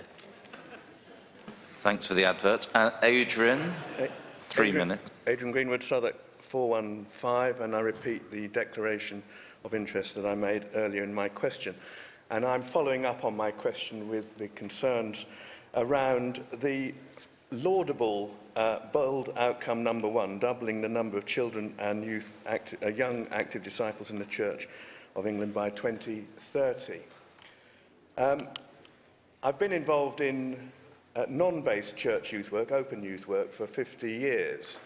And I'm also obviously been involved in church-based youth work as well, and ran a Sunday school class for 20 years. There have been some notable exceptions, but my impression across the country is, through the Diocesan Lay Chairs Forum, is that work with children and young people has been severely impacted by the pandemic. And I don't think we can underestimate the place that we're in. And therefore, whilst I absolutely support this bold outcome, I think we need to be realistic about facing up to where we're starting from. It's a standing start, I think, I fear. So how are we going to move forward? What practical things are we going to do? We need to recognise, it's been in previous Synod reports, that a high percentage of our church congregations have no children at all, and a very small percentage have any significant number. There's been a hiatus with the number of suitably trained and licensed children, young people and family workers. A lot of them have been attracted over into the increased number of ordinands that John was telling us about earlier, which is great that we have ordinands and ordained people who've come from a youth work background, but it means that we've lost those people on the ground. So we need some more. So I'm pleading here for a joining up of education, who are in charge of growing faith, of ministry development team, I'm a member of the Ministry Council, in the training of youth workers, and Debbie Clinton and Dave Mayle in Vision and Strategy, who've got the priority for this. It's essential that they're talking to each other all the time to make sure that this number 1 bold outcome is given the absolute attention that it needs. And to take the example from Youthscape yesterday, he said to us, put children and young people on your PCC agenda, Diocesan Synod agenda, Archbishop's Council agenda, every meeting. Thank you.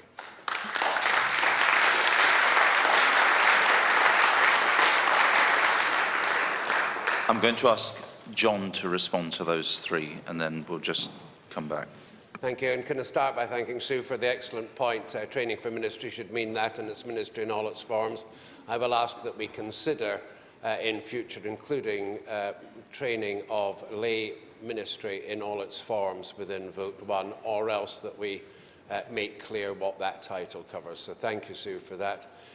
Sean, well done on your advert for your Fringe meeting.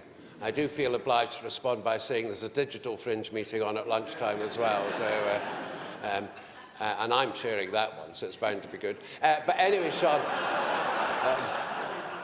you know that we've given some support to the TEIs. I do have to say publicly, as I've said privately, one of the great ways for the TEIs to respond would be yourselves to become a bit more entrepreneurial and to reach out to offer training into some areas that you don't offer at the moment. That lay ministry debate we've just had, and I just think there are great opportunities for the TEIs to find new pathways to make available for all the things we yearn to do. And it brings me back to Adrian and the youth worker side of it. And Adrian, your points weren't really for this debate, they were much more for vision and strategy. But if I wear the hat as chair of the Strategy Investment Board for the time being, I would be looking to see that every mission statement that comes forward now is quite explicit in where the elements of investment requested will go into the youth work and children's side, and as well as into the work around the linked communities and ethnic groups. We need to see that visible. We need to develop career plans, and I was talking to David Mail about it at the weekend, over the weekend. We need to develop a much more career structure for youth workers so that people don't just come in for a couple of years and then move on. If you want people to come, stay and grow, you need to develop. But I will say to you, it is not for this debate whether it is right to have a bold outcome over 10 years, but it is right to have bold outcomes. Why would I ever settle for a 20% growth or a 40% growth? It's been very clearly demonstrated to us by one of our senior officers. We have 1,000 churches roughly in this country with over 25 young people. If you could triple that, you have 3,000 churches. So that says you focus on getting from 1 to 3. That's 2,000 churches across 40 dioceses. So 50 churches a diocese. And it can happen. The church nearest to me, where I don't happen to go, but the one along the road from us, had an excellent vicar who retired. There was an interregnum, and a new young priest has come, and they have gone from no children to 40 children in 9 months. Where there is focus, where we dedicate the right resource, where we get the right people there and give them the right backing, anything can be done by a church that devotes itself, body and spirit, to doing so.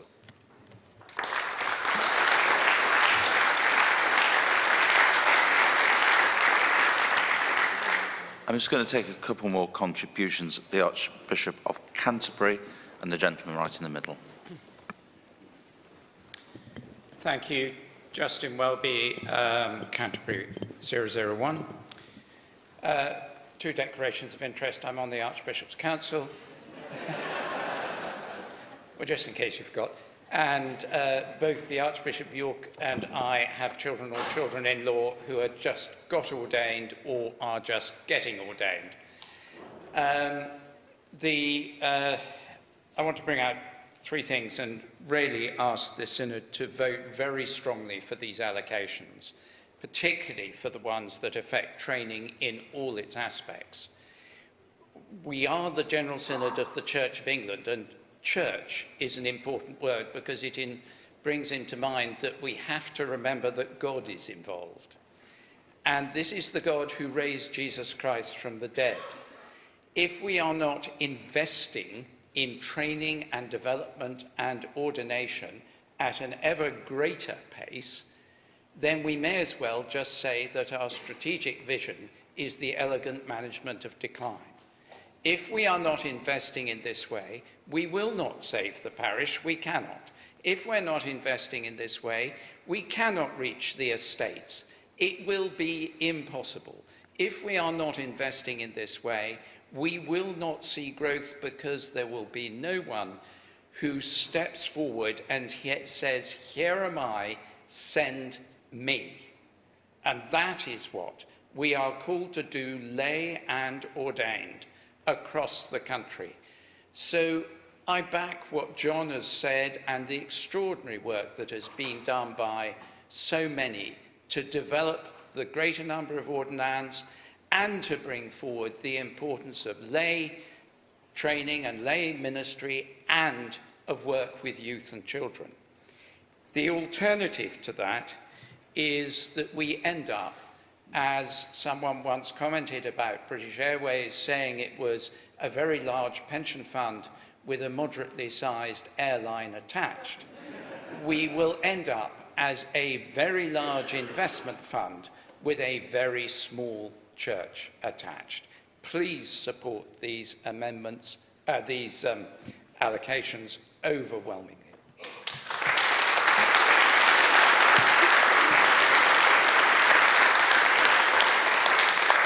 Thank you.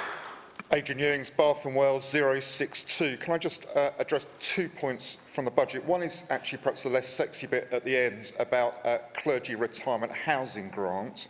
I'd submitted a question which we didn't get to in the question time, where the answer said that in the last year, 37% of retiring clergy were not able to move into their charm housing by the date of retirement. I have one clergy person in my archdeaconry who will not be able to move into his charm property until 10 months after he's retired, still living in the vicarage in the parish, and the successor has been appointed and has moved in, having to go into another house in another part of the benefice.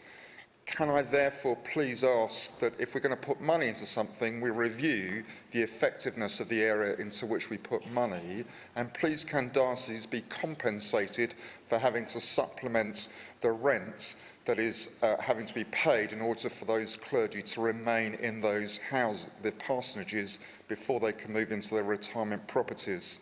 Secondly, can I just address the issue of first appointment grants?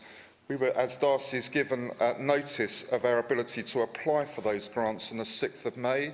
The date for submission, the last date, was the 31st of May, which is not time to put together proper grant applications for positions of first responsibility for this year. Having said that, is there any funding likely to be allocated for position of first responsibility for 2023 and beyond? Thank you. John, would you respond, please? John, would you respond, please? Thank you. Thank you. And if I can deal with you, Adrian, first. That's a new issue on me in terms of the delay of getting into the Charms House. I will ask if somebody from the pension board is here to let you know the particular case there. What I'll be asking the pension board to provide, please, is the scale of the issue. Are there many other situations like this? What the pensions board did do, of course, was seek to consolidate the provision of that housing in order to optimise the effectiveness and efficiency of the scheme. And that may be an unfortunate trade-off, so I'll need to check that one. On your other piece about post-first responsibility, it was a scheme done at very short notice. It is very unusual that something be done in that. It was because of a real attempt to help with a problem that was emerging. I believe that there is going to be a second round, Adrian, where you can apply if you miss that deadline, and I'm sure somebody from the Ministry Council can clarify that. But please, it is not the norm, and we would always aim to give plenty of time to dioceses to complete those pieces. Can I just thank the Archbishop of Canterbury for his intervention. As you know, ladies and gentlemen, I complete my 10 years in post after the synod next year, and maybe, Justin, you'd like to put your hand in the ring to be the next finance chairman. I think you'd be very good.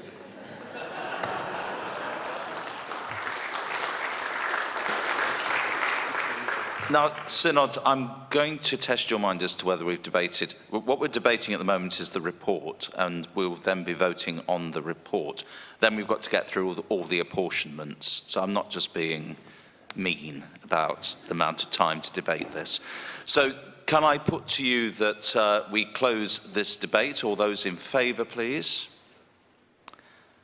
Thank you. All those against? That's clearly carried. And John has responded to the debate, so I therefore put item 22, which is the report on the budget, to the vote. And please show by raising your hand or green tick if you're on Zoom, all those in favour of the what's the actual wording, sorry, that we do take note of this report. All those in favour, please show. Thank you. All those against? That is clearly carried. We now move to item 23. John, would you please move item 23? I formally move item 23. Item 23 is now open for debate. All those wishing to speak, please stand or indicate. I see no one standing. Oh, I do see someone standing. The speech limit is 3 minutes, please.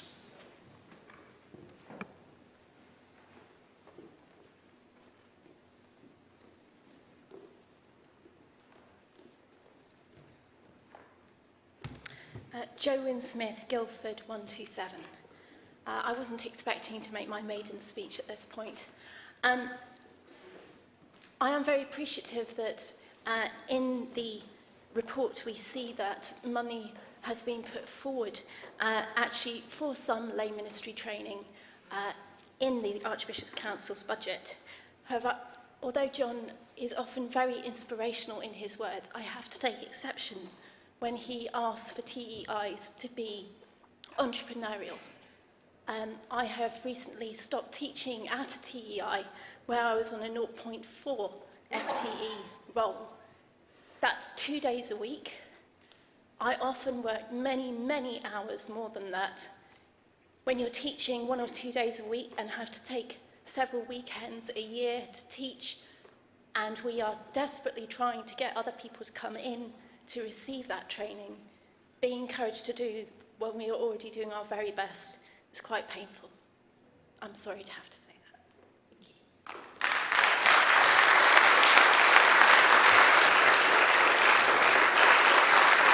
Thank you. Thanks, Joe. I see no one else standing, so I ask John to respond to the debate. Well, Joe, I'm very sorry. I didn't mean to upset anybody in any way or to impugn the suggestion that people themselves should do more. I was talking more about the sector and the ambitions that we work together to create a thriving sector. That should never have meant to mean that I was implying that the individuals therein were not doing their best. I know you do, so thank you. Thank you, John. I therefore put item 23 to the vote. All those in favour, please show. Thank you. All those against? That is clearly carried. John, would you move item 24, please? I formally so move. Item 24, so we're on the National Church responsibilities, is now open for debate. Carl, you have 3 minutes.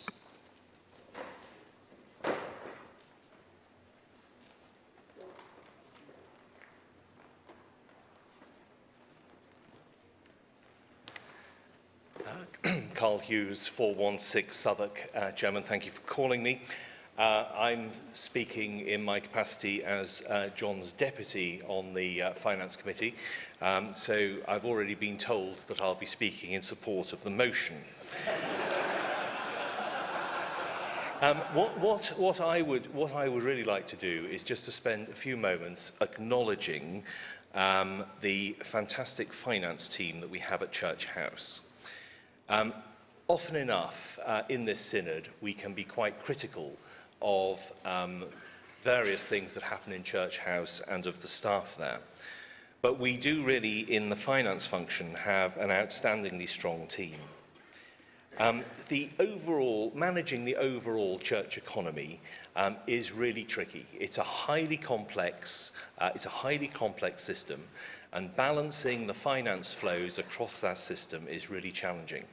Even preparing the budget papers that we're looking at requires considerable insight and a willingness to rework the budget numerous times through multiple iterations. The Church also, as John has outlined, has multiple financial layers. We have the commissioners, world-class investment managers who have been producing world-class returns, and which, through the triennial funding, have increased their distributions significantly. The pensions board, as John outlined, have reversed their deficit position so that pension contributions will reduce significantly for the benefit of dioceses. However, post-COVID, and in a time of high inflation, we know that many of our parishes, and consequently our dioceses and also cathedrals, are facing significant financial challenges and constraints. And it's the finance team within the council that is charged with providing support to dioceses and cathedrals that are facing these financial challenges, as well as managing the day-to-day distributions and keeping sound accounting records. Also, the Finance Committee does obviously support the work that they're doing, and I'd also like to say to Andrew Orange that I can assure him that the Finance Committee rigorously challenges all increases in the budgetary items. So I would really like to ask Synod to acknowledge the work of the finance team, and led by David White, who is sitting to John's left. Thank you very much.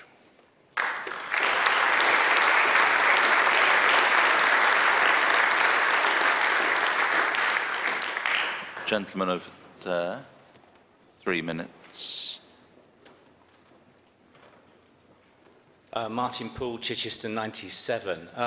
For a number of us involved in fresh expressions or pioneering or alternative church, creative worship, the term emerging church is about something completely different.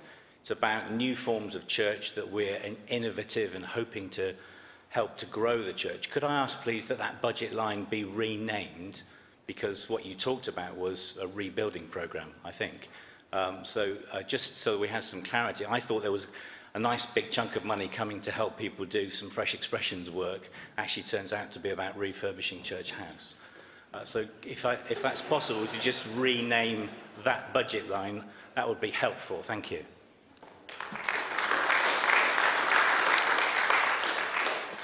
I see no one standing, therefore I invite John to respond to those contributions. Yeah, I'm sorry, I didn't catch the last speaker's name, but absolutely sorry for you that, yes, emerging church is a sort of a title that emerged, but within the wider group of work going on, all about the work that's led to the Trying and Funding Working Group plans, the vision, strategy and so on, and it was a title. So point taken. I love fresh expressions, and I hope that you will be able to work with your dioceses in those mission statements so that we can find all ways of letting the lungs of the holy message getting out. As for Carl, ladies and gentlemen, the notion I could ever tell any member of my finance committee to do anything is utterly deluded. They are the most rebellious crowd. But you're quite right to pay tribute to the finance team and alongside David, who you've seen more visibly this time than ever just how much help he gives me, but Joe, of course, who actually leads the team, and all members. But actually, I would just say to you, ladies and gentlemen, you may not appreciate that under the Transforming Effectiveness programme over the last year, all the staff in Church House, well, nearly all the staff, have been going through a restructuring programme which has seen a large number of people leave, a large number of jobs go, and people having to move into other roles for which they had to apply. And the emotional strain that places on you, alongside COVID, alongside all the other demands the Church is making, alongside the multiple governance organs we require them to attend, which is why the governance review is so important. The fact that that team have been flawless to me in the delivery of all the things that have been asked says of all the Church House team, to you, William, and Gareth from Church Commissioners and all of you, your leadership has been essential. And please, ladies and gentlemen, understand that the pain that's been going on at diocesan level has been matched at least a bit by the staff in Church House. Thank you. Thank you, John. I therefore put item 24 to the vote. All those in favour, please show. Thank you. All those against? That is clearly carried. John, would you move item 25, please? I so move. Item 25, which is grants, is now open for debate. I see no one standing. Therefore, I put item 25 to the vote. All those in favour, please show. Thank you. All those against? That is clearly carried. John, would you move item 26, which is mission agency pension contributions? I so move. Item 26 is now open for debate. I see no one standing. Therefore, I put item 26 to the vote. All those in favour, please show. Thank you. All those against, please show. That is clearly carried. John, would you move item 27, which is clergy retirement housing grant? I so move. Item 27 is now open for debate. See no one standing. Therefore, I put item 27 to the vote. All those in favour, please show. Thank you. All those against, please show. That is clearly carried. We move to item 28. Would you move that item, please, John? Yes, I so move, Chairman. Item 28 is now open for debate. Those who wish to speak. I see no one standing. Therefore, I put item 28 to the vote. All those in favour, please show. Thank you. All those against, please show. Thank you. That is clearly carried. That closes these items of business, and thank you for all your contributions. We remain in the chamber for the next item.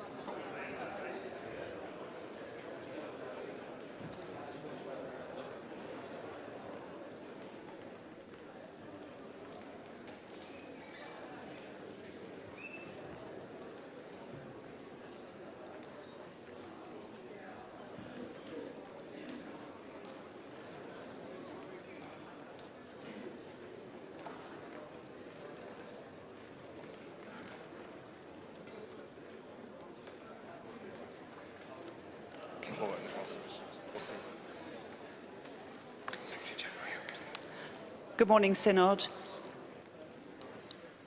I would just like to invite Secretary-General William Nye to say a few words to us. Members of Synod, I wanted to give you a further update on the business of the elections. Sadly, most people seem to have left at the prospect of legislative business, but I will pass on that we have some provisional good news. We have been in robust contact with Civica Election Services.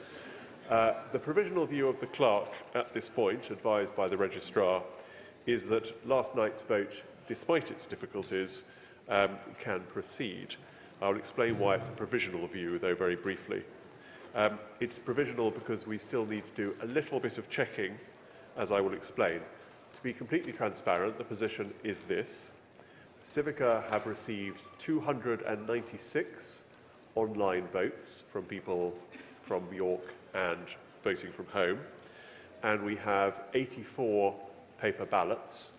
The 84 paper ballots are all signed. Thank you very much.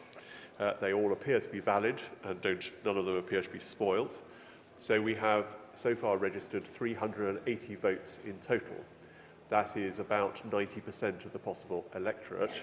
And if you're wondering why it isn't 100% in the appropriate North Korean manner, it's because there are some vacancies, and I know that a number of ex officio members of the House of Clergy and Laity tend not to vote in this particular election.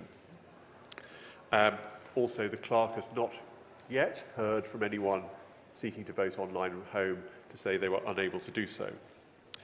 Civica will be checking whether there are any duplicates in that 380, and that's why I say at this point that this news is provisional.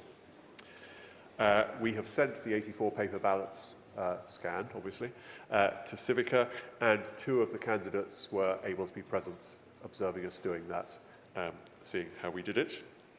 And now I come to one small point, which would just be helpful.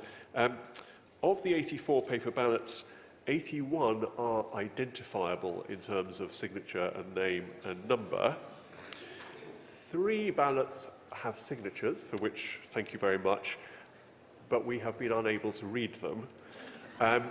If you think that you might possibly have a signature which is hard to read, and you know that you put in a paper ballot early on at about 9 o'clock or 9:05, and you did not put your number or name on it, if you think this might be you, or somebody you know,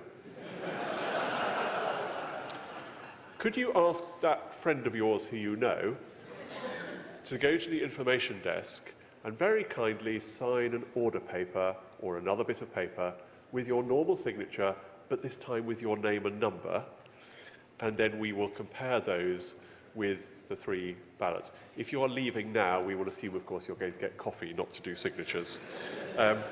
That would be a kindness, and then we will be able to identify all of the ballots, and that will help with ensuring that we can check that there are either no duplicates or very few duplicates indeed. If you could do that by lunchtime or early lunchtime, that would be very helpful, and then I will report further on progress with the elections. Thank you very much.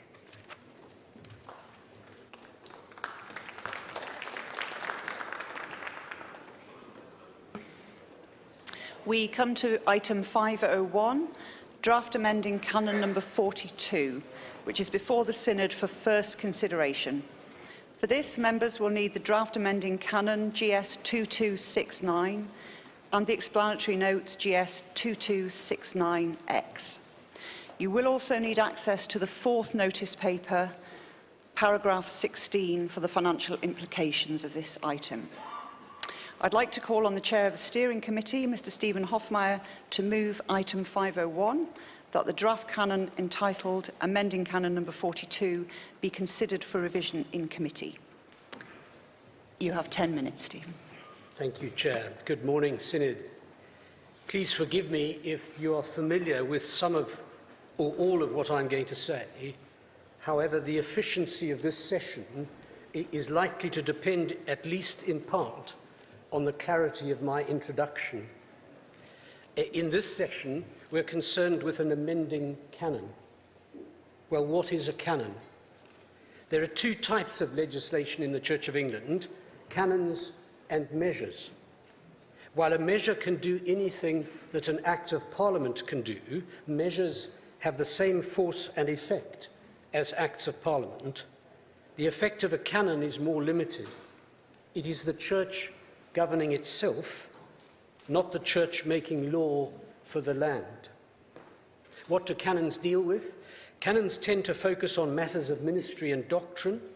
Measures, on the other hand, frequently focus on what might call temporal aspects of the Church. They relate to the administration and organisation of the Church. What is the legislative process which we are embarking upon? Standing Order 48.1 provides for measures and canons to be considered by the General Synod on 5 successive stages. First, consideration by General Synod, and that is what we're doing today. It's the first stage. Second, consideration by the revision committee of this Synod. Third, the revision stage, when the draft comes back before us to be considered clause by clause or paragraph by paragraph. Fourth, the final drafting, and fifth, the final approval.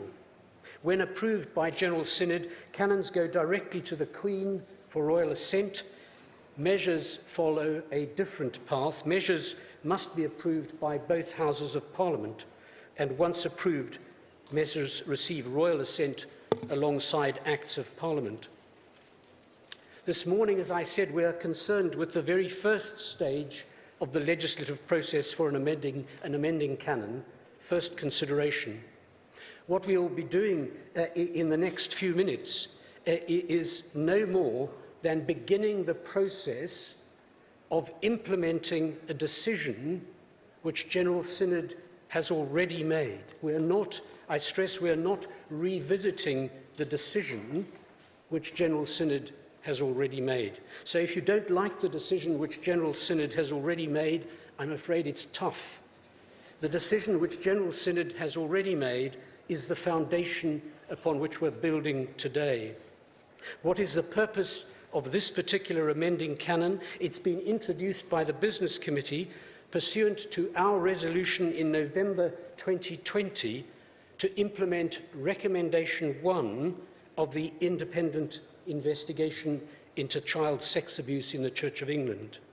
The terms of Recommendation 1 and the General Synod resolution are set out in the papers, and I won't repeat them. What, in summary, are the proposed changes? You may want to have the draft in front of you, GS 2269. Draft amending Canon 42 amends the canonical requirements relating to safeguarding, which are found in Canon C30. 4 changes. First, paragraphs 2.1 and 2.2 require diocesan bishops to appoint diocesan safeguarding officers instead of diocesan safeguarding advisors, and the change is very significant. Whereas the DSA's role was to advise on safeguarding matters, the DSO's role will be to be responsible in the diocese, independent of the diocesan, for professional leadership on and management of safeguarding matters. Second, paragraph 2.3, to make provision for the professional supervision of DSOs and for quality assurance of their work, a key aspect of the proposal. Third, paragraph 3, to amend Canon C30 so that the list of those who may carry out risk assessments may contain names of bodies as well as names of individuals. This is a purely practical amendment. And fourth, paragraph 4 answers the question, when will this come into effect?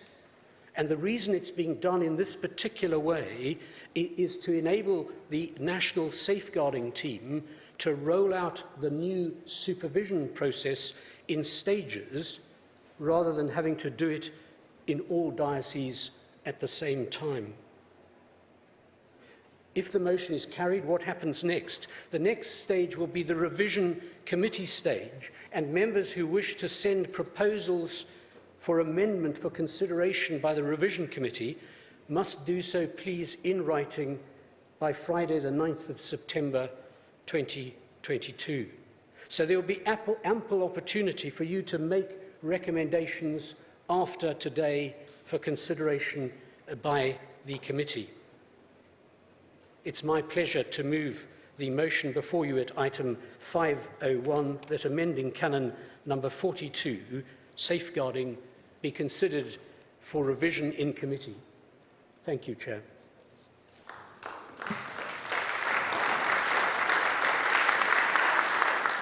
Thank you. This item is now open for debate. Lisa Batty and Bishop.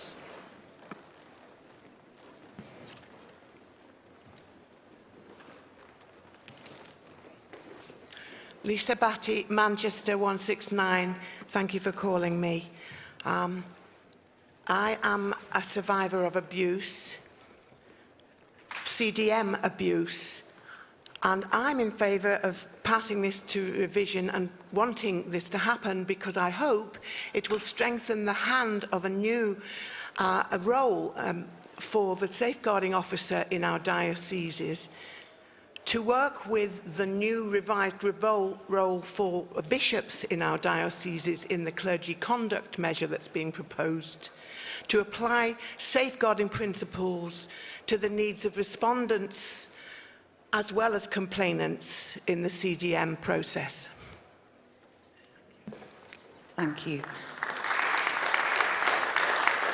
I should have said the speech limit's 3 minutes. Thank you. Thank you for calling me Robert Innes, 17 Europe. Thank you, Stephen, for your very clear explanation of the amending canon. I've had, I think, 4 DSAs over my time as bishop, and some have been exceptionally good. I can't say that all of them have been exceptionally good. As I understand the effect of this legislation, the DSO will be appointed by the bishop, paid by the Diocesan Board of Finance, and supervised by the National Safeguarding Team or by a central body. And what I'm wondering is if the safeguarding officer's performance is such that there are capability issues, who manages those? And ultimately, if things really don't work out, who is responsible for the termination of the contract with the DSO? Thank you. Gavin Drake.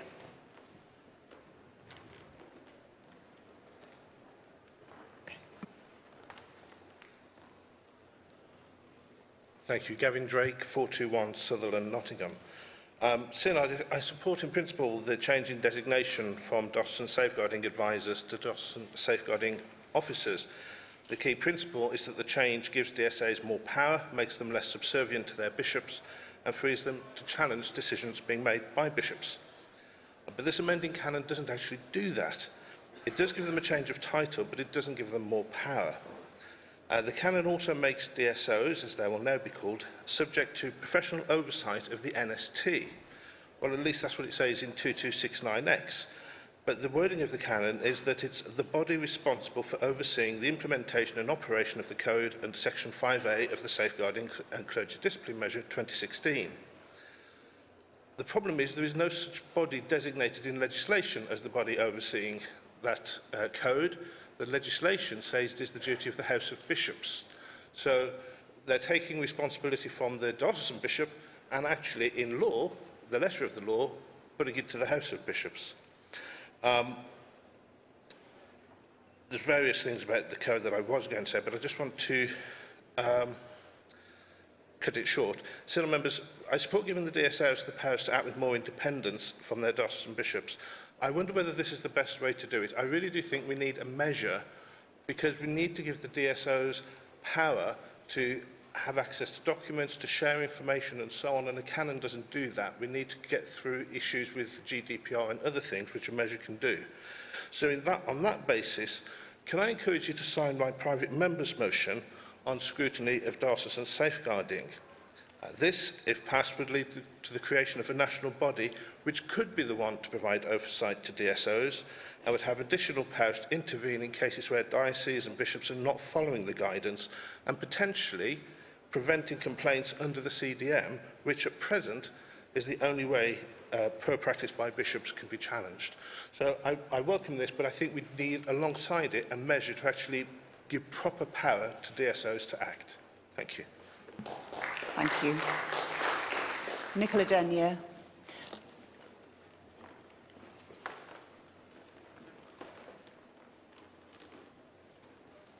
Nicola Denyer, Newcastle 368. I'm speaking as a lay ministry development officer for the Diocese of Newcastle and work very closely with our diocesan safeguarding advisor at the moment.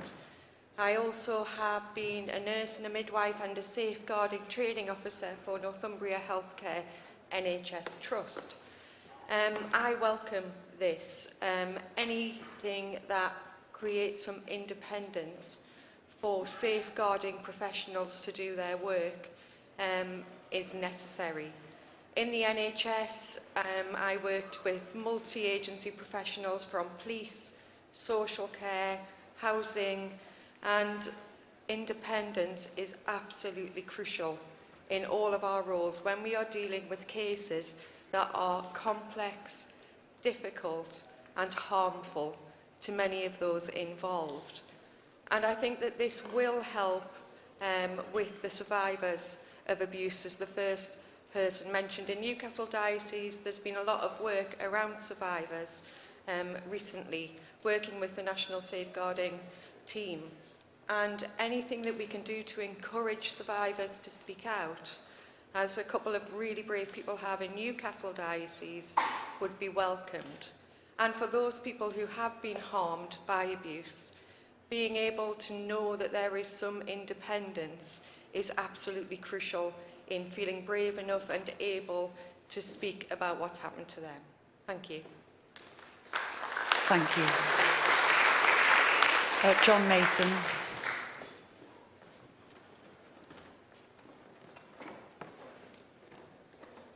John Mason, Chester 280. I, like others, welcome, of course, this enhancement to the role and to have a diocesan safeguarding officer instead of an advisor. But noting its importance and its independence, I just wonder about the situation that could arise, will inevitably arise at some stage when you will have a vacancy. The person in post will leave or whatever. And there's no mention in this of the timescale associated with the appointment. And as I say, given its importance and significance, and given its independence from the bishop, I think it would be helpful to have some indication of the urgency that would be necessary to have this post filled. You really wouldn't want it to be vacant for any longer than the shortest amount of time, given the workload and its significance. So I just wonder if something could be brought in to give a sort of as soon as practicable or something like that, the appointment to be made, and indeed whether or not there should be provision for cover from some other diocese in the absence of somebody in that role. Thank you. Do I see anyone else standing? In which case, could I ask Mr. Hofmeyr to come and speak? Thank you. You have up to 5 minutes. Thank you so much. Thank you, Lisa. Speaking from personal experience, the answer to your question is yes. It is likely to assist both complainants and respondents in the CDM process. But we need to be aware that that process is itself being looked at the moment, and as Synod together, we will need to consider both these matters together in tandem. But thank you for raising that. Bishop Robert, thank you very much indeed for the questions that you have raised in relation to capability issues. The position will be that the person responsible for it will be the DBF, the line manager in those circumstances. However, if there are other proposals which are considered better, please do send them in writing to the revision committee for them to consider. Thank you so much. Gavin Drake, your concern is that insufficient power is given to the new DSO. Well, again, may I encourage you to write in with suggestions to the revision committee to ensure that that power can be extended in a way which is appropriate in the circumstances. And also, do we need a measure? Well, I would suggest that the framework is already in place, but of course we would welcome your proposals to the revision committee. Thank you. Nicola Denia, thank you very much for your comments and welcoming independence. Those are very helpful to us as we take this forward to the revision stage. And then finally, John Mason, concern about vacancies. We need to remember that it is a statutory responsibility to have in place a DSO, and in the circumstances where there is a vacancy, an interim replacement will be required to fill that. But again, if alternative proposals, you would like to make alternative proposals, do please write in by the 9th of September in order for those to be considered by the revision committee. Thank you. Thank you. I now put this item to the vote. Item 501. Will all in favour please put your hand up? Thank you. And those against? That's clearly carried. Thank you very much, Synod.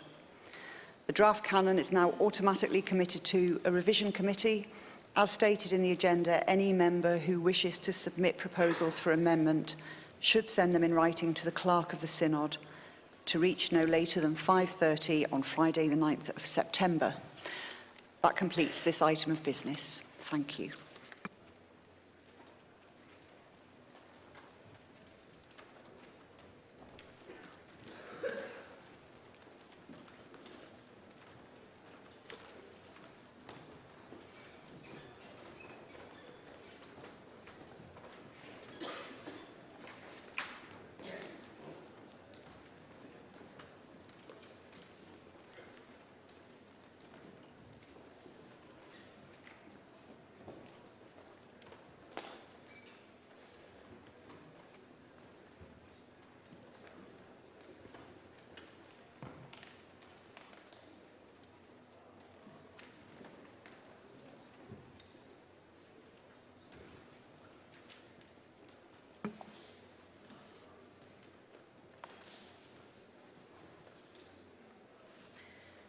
Synod, we now come to item 507, the Clergy Discipline Measure 2003, amending Code of Practice for approval.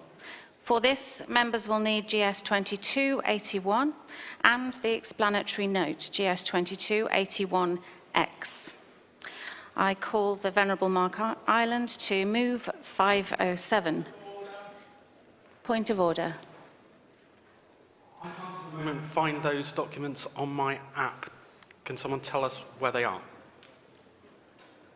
That isn't a point of order, but we will see if we can find out.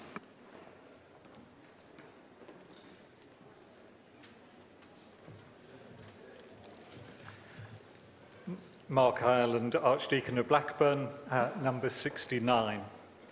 Members of Synod, as a new member of the Clergy Discipline Commission, it's my privilege to bring to you three small but important amendments to the Code of Practice under the Clergy Discipline Measure.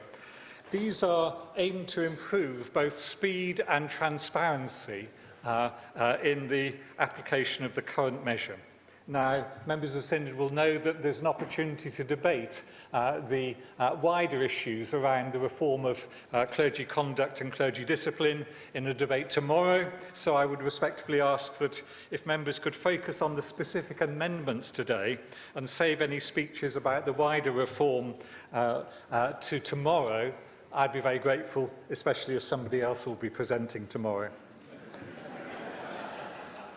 The Clergy Discipline Commission is responsible for formulating guidance on the operation of the Clergy Discipline Measure, and it's found in the Code of Practice, which is kind of the user's guide to those of you used to self-assembly objects from furniture. You need the manual in order to be able to operate it effectively. There are three main changes proposed to the code which aim to speed up the process. The first is about criminal cases, and this relates to what happens when there's a police or criminal trial at the same time as CDM proceedings. At present, the code provides that the CDM case should be paused pending the outcome of the secular processes. We're conscious that this can be the cause of considerable delay in the progression of an allegation of misconduct under the measure. And this often takes place while the respondent is suspended from office, which is really bad for the respondent and it's really bad for everybody concerned. And it's not in the interests of justice. The proposed amendments to paragraphs 87 and 92 reverse the presumption that it will always be necessary to pause the CDM proceedings pending the final outcome of the police investigation or a criminal trial. The changes provide that allegations of misconduct should now proceed unless the police or other relevant statutory agency have expressly stated that the Church's processes would prejudice their investigation or a criminal trial. In those cases, the CDM proceedings may be paused pending the outcome. It's the view of the Commission that aside from the most serious cases, many more matters will proceed alongside the criminal processes, avoiding lengthy and costly delays. The second amendment is about employment cases. There is a similar argument to paragraph 89, so the same approach applies to secular employment disciplinary investigations. The proposed guidance requires that a view be formed as to whether it's appropriate to wait for the outcome of the secular disciplinary action before proceedings with allegations under the measure, rather than assuming you must have to. The third amendment is about publishing penalties. And all penalties imposed under the clergy discipline measure should be made public. This is a fundamental to the principles of open and transparent justice. It's important in accountability and it's important for safeguarding. Now, penalties imposed by a tribunal are published on the Church of England Tribunal webpage. The current guidance provides that where the respondent admits misconduct and the bishop imposes a penalty by consent, which is, of course, the vast majority of cases, brief details of the case should be placed on the diocesan website. Further, it states that penalties imposed other than by a tribunal, that is, after a criminal conviction or divorce, should be made public. The Commission is aware that there are differing approaches to the publication of these types of penalties, which is a way of saying that some dioceses do and some dioceses don't publish this information, and some hide it on a page on the website where it's very hard to find that information. There is also a hesitation on the part of registrars in publishing this information as to what information should be given, that it should not be too much, or that it should not, on the other hand, be too little, and people read into something that this allegation is about something when it wasn't about that at all. This inconsistency of approach causes prejudice both to the issue of transparency, but also to respondents who find themselves not knowing what details will be made public after they have admitted misconduct. To ensure a consistent approach that is fair to everyone, the proposed amendments to paragraph 312 provide that publishing penalties by consent and penalties imposed under sections 30 and 31 will no longer be the responsibility of the diocese or the province. Instead, the responsibility will rest with the office of the president of the tribunals, who will cause them to be published on the Church of England website. The name of the respondent, the date the penalty was agreed or imposed, and the statutory ground of misconduct, but not any details of the particular misconduct, will be published. This should provide transparency, but also an assurance that the level of disclosure is the same in every case, and there is not the diocesan equivalent of a postcode lottery. Synod, these minor amendments are part of the ongoing work of the Clergy Discipline Commission, which we undertake to ensure that the clergy discipline measure works fairly, efficiently, and provides justice for all. They will have an important impact on improving both speed and transparency, and I commend them to you for your approval, and I beg to move the motion in my name.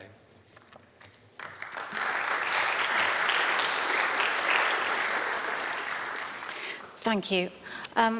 I think it was Mr. Bennett who was looking for papers, and they are to be found under deemed business, because this item was and now is no longer deemed.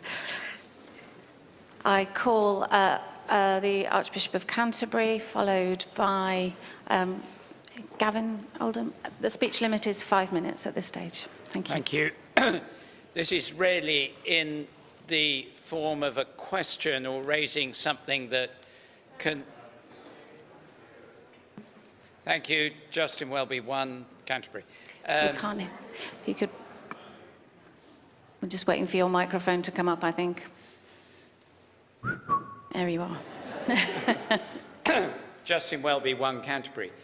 I think we need to remember that this interlinks very closely with the work being done by a group led by the Bishop of Worcester, John Inge, on how CDM works and the intense concern that there is both from complainants and respondents about the whole operation of CDM in many different ways.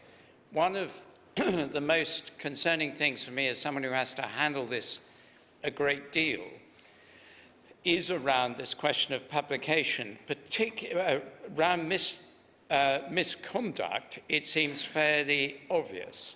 But until we have a new way of dealing with CDM that distinguishes between misconduct and accidental error, we can find that CDMs are bought and technically fall within the class of misconduct. And yet, when you look at the background and when you go into the case, you realize that there are strong justifications for what was done by a particular person, and it's more miscalculation than misconduct.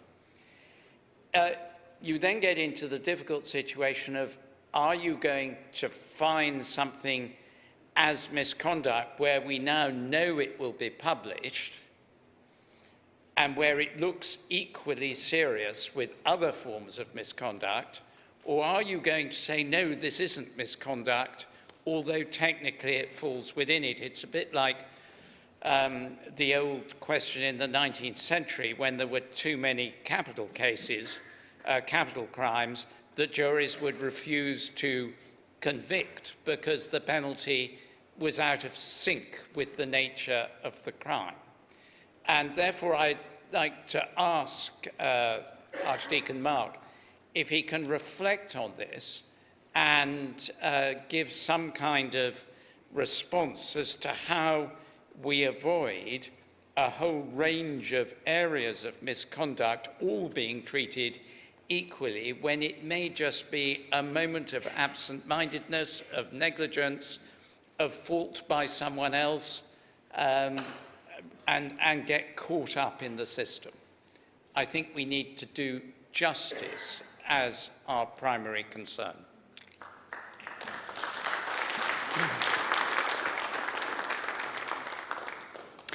After Gavin Drake, if you'd like to go. Gavin Drake, Southern and Nottingham 421. I have been wondering how best to challenge concerns I have under the Code of Conduct, and I reluctantly am going to ask Synod to reject these amendments. And I will tell you why. We're being asked to confirm 3 amendments to the Code of Practice. But actually, Synod, you're not. What you are being asked to do in law is to approve the whole Code of Practice as revised by these 3 amendments.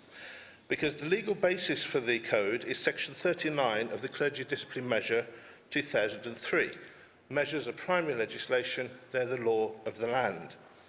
Section 39(2) says that the Commission may at any time amend or replace a Code of Practice by a further Code of Practice, and there are various provisions as to how that's done. In cases such as this, where there are no amendments proposed to what is being suggested and brought to us, the Synod can approve the revised code, and then it comes into effect. We're not being asked in law to approve just these amendments, but the whole code. And so you need to be clear about that. Why is this a problem? The last time this code was brought before the Synod was in April 2021, and it contained a number of new clauses or new rules on confidentiality. I say rules, but they aren't rules. The code isn't enforceable, but dioceses and bishops treat it as it is. The new clauses, paragraph 306 to 309, which were not debated when it came to Synod in April 21, says that all allegations of misconduct are private and confidential. You might say, well, that's fair enough. This is to ensure that matters are dealt with fairly, the process is not prejudiced. But that level of confidentiality that the Church applies to proceedings under the clergy discipline measure do not apply to any other aspect of our legal system. And the tribunals are a legal judicial body. And if you don't believe me, try asking for a Data Protection Act access request to get data from CDM, and you'll be told that it's a judicial body. The House of Lords Judicial Committee, and after it the Supreme Court, has repeatedly ruled and stressed the need for open justice. Justice needs to be seen to be done. There are various clauses in 306 to 39 about confidentiality, which has the effect of silencing victims, complainants, and also respondents.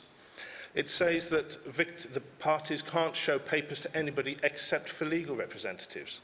Clergy facing allegations are often provided with legal aid. No such support is provided to complainants or victims. It gets worse because clause 308 says that, in particular, individuals, regardless of whether or not they are a party, should refrain from making statements, posts, comments, or similar on social media, websites, print media, or other public forum, which in any way reference the detail of the allegation, the individuals involved, or give an opinion as to the merit or otherwise as the alleged misconduct. This clause has the effect of telling journalists and newspapers they can't report on CDM cases, which is outrageous. It's not it is not a power that the Commission has. I encourage you to read 306 to 309, but in particular 309, and this is the really offensive one, because it warns people that they could be referred to the High Court for contempt. Synod members, they can't. The wording in 309 relates to somebody breaching an order made by a tribunal. It does not relate to somebody breaching the Code of Conduct. The Code of Conduct is not enforceable. The Commission has no power to refer anybody to the High Court for contempt. But by tagging that on to the bottom of a new section on confidentiality, it has the effect of bullying victims and survivors into silence. After I discovered these new clauses in 21, I spoke to a number of members of Synod who said that they dropped the ball on this case. There was a determination to do something about it, but you can't do something about it until the code is brought back, as it is now. Synod members, the nuclear option is to reject these code, and I encourage you to do that. It goes back to the Commission. They can come back with a revised code which, without these offensive paragraphs in. An alternative would be if somebody moved a motion under Standing Order 31D, that the debate be adjourned and resumed in February. That would be less nuclear, but it would send a message to the Commission that we want this to come back without these offensive clauses in. So, as it stands, Synod, I ask you to reject the amendments. Thank you. After the Bishop of Durham, I'll be reducing the speech limit from 5 to 3, and then I will hear from Morag Ellis and Jamie Harrison. Thank you. Paul Butler, Durham 004. I thought it was important that Synod heard from a diocesan bishop having to work these things, and I speak in favour of these amendments. The issue around police and criminal, frankly, has caused me to be bound in an awful situation more than once, where everybody knew that we could move forward, but we couldn't because of this rule. This is a very sensible, helpful change for us, and I know our local police have always thought it odd that we couldn't move forward previously. So that one is extremely helpful. Likewise, the one on employer. And whilst this is to do with the CDM, I would note that actually it ought to also apply in lay situations as well. And then the publication of penalties has been utterly fraught with what on earth do I put on the website, why, when, am I even consistent within my own diocese about how I do it? Because I have relatives complaining about them being exposed by the publication on the website. This is a very helpful way of making sure we are nationally consistent. It is right that it is published, but to do so in a completely consistent way across the nation. And, being blunt, it does relieve me and my colleagues of the pressure of deciding what we do in terms of publication. So I am grateful for this proposal, and I hope that Synod will agree to all these amendments.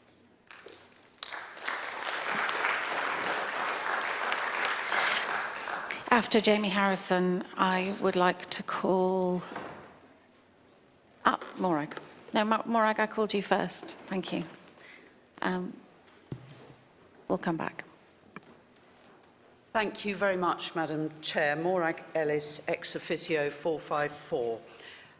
I say with respect that I have considerable sympathy with the point made by the Archbishop of Canterbury, and as well as being transparent, we need to be proportionate. Those are both well-established principles of justice. In other areas of professional discipline, the question of whether or not to publish any penalty is essentially, it forms part of the penalty framing and deciding process. I offer the following suggestion if there was a desire to move in a direction towards giving greater scope for proportionality, the possibility that a bishop or archbishop could indicate what they were minded to do about publication, and that then be referred to some other person to make the final decision, so that there is public accountability. That other person could be the already overburdened president of the Clergy Discipline Commission, or her deputies, or, dare I say, the Dean of Arches and Auditor, potentially. I just offer those as a possible way of tweaking this to meet the Archbishop's point, which, as I say, I do have considerable sympathy with. Thank you very much. Thank you.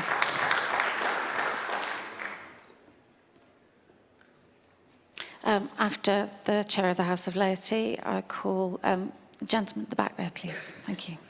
Thank you, Madam Chair. Jamie Harrison, Durham 301, and a member of the Clergy Discipline Commission. It might help new members who were not here in April 2021, I think we were on Zoom, when Simon Talbot very helpfully raised the issue of looking at the code in its entirety, which was just over a year ago. We had a fullish debate, obviously time was short, but we had a good debate, and the code was received and approved by 285 of us in favour, none against, and with 6 abstentions. That's to say, we have looked at it in some detail, but I think Gavin's points need to be heard, and I think we should have a transcript of that, and it will come to the Commission, I'm sure, in due course to review it. But I think my understanding of today is this is really about the amendments, not about the whole code, and when we're voting, we'll be voting for or against the amendments, but I'm sure we'll be advised in the summary later. I think in terms of justice, what I find unjust, and I've been on the Commission for some time, is the variability across the diocesan system in how these things are either published or not published, or what is actually said. And I think the point that Mark made about sometimes too little publishing in terms of the words, people read more into it than they should, which is difficult for clergy. Equally, if too much is said, it could be very difficult for clergy and their families and their parishes. So I think this is trying to tidy up what is actually a helpful move, and I think it does make the system more just, taking into account Morag and the Archbishop's comments about how to actually work out how to do it well. Thank you. After our current speaker, I'll call Paul Ayres, and then I will be testing Synod's mind for closure on this item. Thank you. Thank you, Chair. Clive Villaness, 306, Diocese in Europe.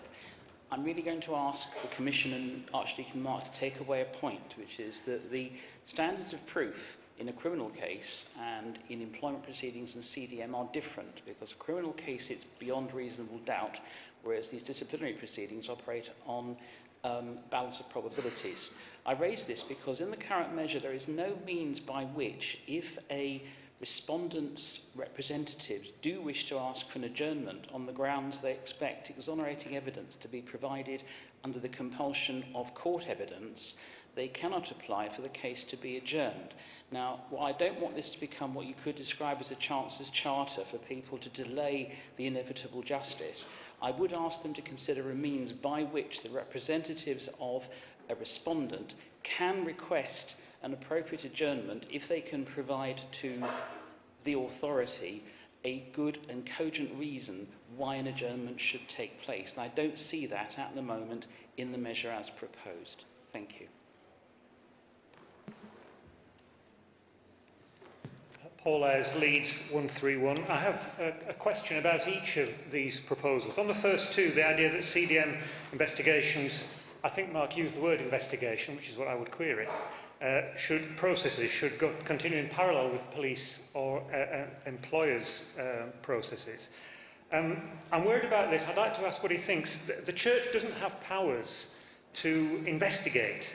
It can't compel evidence. It can't make witnesses under caution. It doesn't have the force of a contract of employment.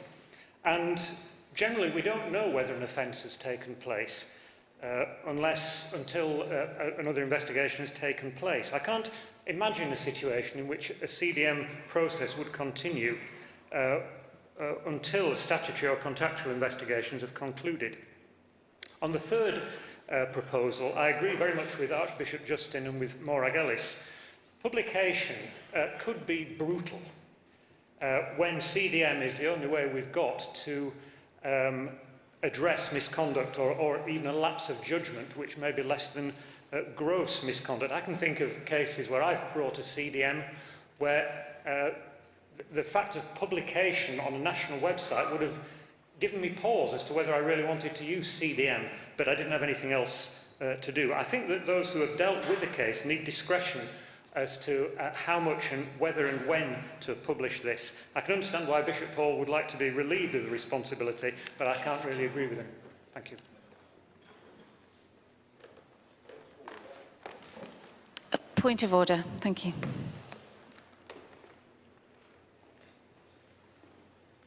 I want to... Name and number, please. Thomas Seville, Religious Communities 447. I want to ask the Synod to adjourn this debate to February under Standing Order 31D.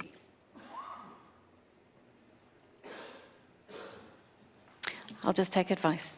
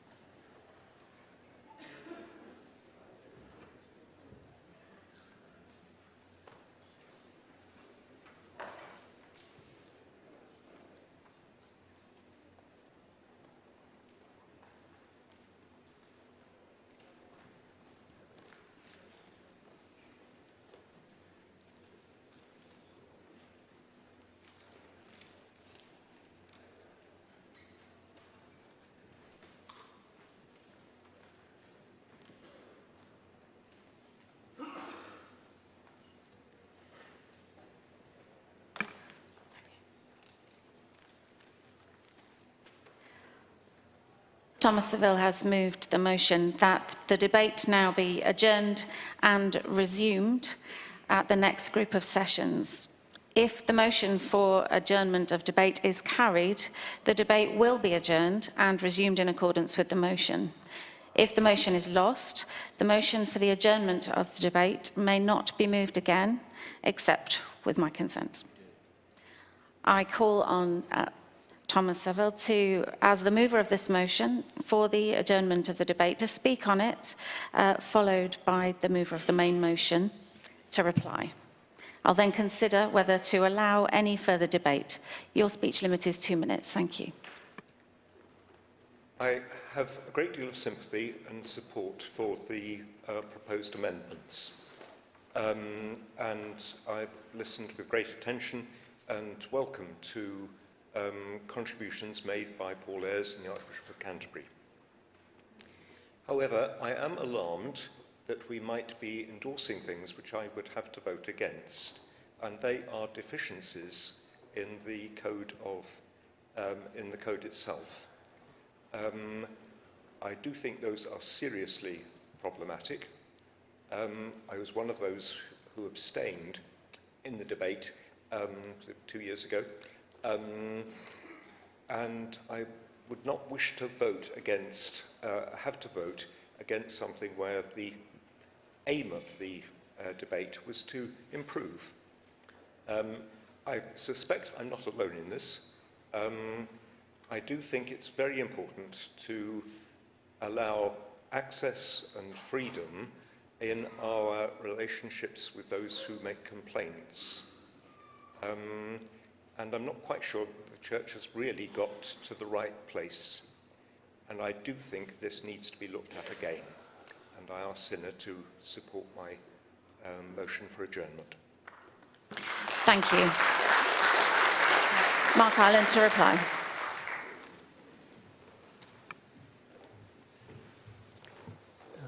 Mark Ireland, Blackburn 69.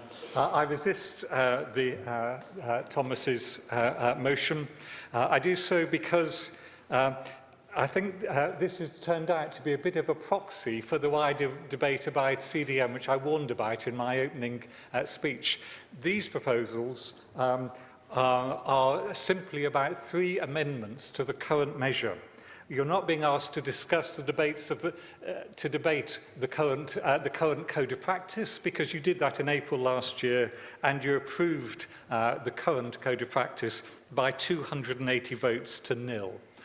So Gavin Drake, with the greatest respect, your speech was wrong in law. We are only being asked to propose these 3 amendments, which are designed to achieve transparency and speed, which are 2 things which have been consistently themes that Synod has been requesting us to address. These are technical amendments which will enable us to do that. And if we simply defer this, these same amendments will have to come back on a future occasion. So we will have to have the debate again. Please resist this amendment. Motion. Thank you. That's okay.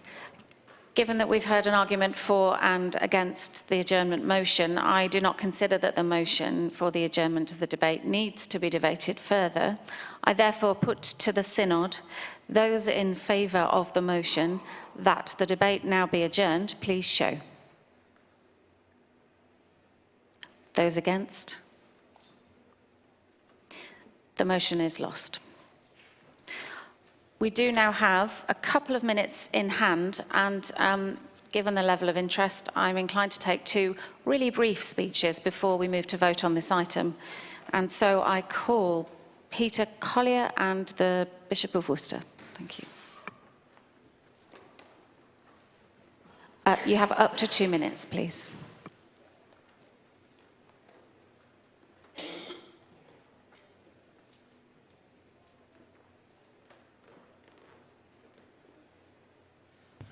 Madam Chair, Peter Collier, 456, ex officio Vicar General. When I became the resident judge at Leeds in 2007, if a case of serious sexual assault came into court, I could list it for trial within 4 to 5 months. When I retired 4 years ago, that had dropped back to almost 12 months. The speed with which the police and the CPS in my time dealt with cases meant that they were often in court very quickly after the complaint was made. But the woeful reduction in funding of the police, the CPS and the court service mean that right now it's often 4 to 5 years from complaint to trial taking place. You may have seen the proposals we're discussing tomorrow contain a similar proposal to the one here to reverse the presumption of stay in cases until secular proceedings are complete. Sir Stephen Howes, the Acting Metropolitan Police Commissioner, on the 20th of April, proposed that the police themselves, in cases of misconduct which were possibly also crimes, should also stop pausing their processes, saying that they needed to get on both in terms of efficiency and also the public sense of good. If the police can propose reversing their proposals, surely we should do so, and should do so now.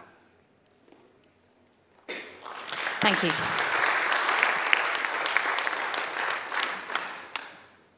John Inge, 42. In supporting this motion, I simply want to point out, I'm sure all of you have read your papers for the debate tomorrow morning on the proposed reform of the CDM, the proposal to produce a CCM, and in that we suggest that the presumption that disciplinary proceedings should be halted during a police investigation should be reversed. So what is being proposed now on that is to bring into effect what we shall be proposing tomorrow morning. And I support the motion on that grounds, and I'm very much with the Bishop of Durham as far as what he said. Thank you. Thank you. I now wish to test the mind of Synod on whether item 507 has been sufficiently debated. I therefore put the motion for closure on item 507. Those in favour, please show. Those against, please show. Thank you. The motion for closure is carried. I therefore put item 507... Oh, no, you need to respond to the debate. Thank you. You have up to 5 minutes. Thank you. Thank you very much. A lot of important speeches to respond to. First of all, the Archbishop of Canterbury. Thank you, Archbishop, for your expressing the intense concern that I think we're all aware about concerning the operation of the current CDM measure, and as an Archdeacon I fully understand that. But I think the important point here is that the publication of penalties is not about accidental error, because a penalty is imposed where there has been culpable misconduct. And where it is culpable misconduct, then a penalty will be... we all make mistakes, but that's not going to end up with a penalty for culpable misconduct. You may well get a severe telling off, or be required to do some further training or other things. But open justice is a fundamental principle of English law. There is no other profession where the outcome of a disciplinary process is kept secret. And at the moment, because of the inconsistency, there have been cases where people have been prohibited from ministry, and yet it has not been published anywhere that they have been done, that has happened. And that is clearly not good and not safe practice from a safeguarding point of view. Regarding Gavin's concerns, I do know that you've been in correspondence, Gavin, with the Commission, and the Commission are satisfied that the current guidance around publicity is both lawful and appropriate. The clauses that you refer to, which we're not debating today, which are 306 to 309, are actually simply stating the legal position. It's not a threat to invoke proceedings. The whole challenge with the use of social media is avoiding, we don't want to muzzle people from telling their story, but we must try to avoid trial by social media in a way that could prejudice the outcome of a disciplinary process. I'm very grateful to Bishop Paul for his support for the amendments. With respect to the Dean of the Arches, her suggestion about the bishop making a suggestion to the President of the Tribunals, I think still lacks consistency, because it would still end up with 41 different people looking for a form of words. And actually, I think the point that Bishop Hall was making is that diocesan bishops are very close to the situation, and know all the people involved, and it's better to have a measure of objectivity by this being publicised centrally on a central basis. I'm grateful to Jamie Harrison for his support. it was in response to Clive's comments. There is actually provision to adjourn, but that's in the measure, not in the code of practice. With response to Paul Ayres' point, in fact, a tribunal can compel witnesses and can require disclosure of evidence.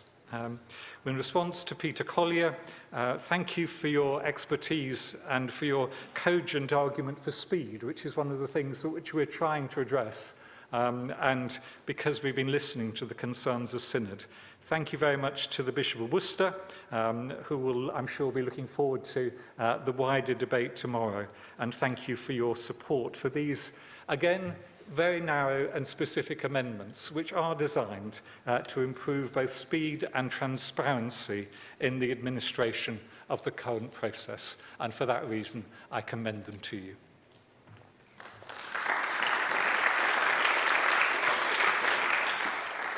I now put item 507 to the vote by show of hands. Those in favour? Those against? The motion is carried. The Clergy Discipline Measure 2003, amending Code of Practice, has been approved. That completes this item of business. We now break for lunch and return at 2 p.m. Thank you.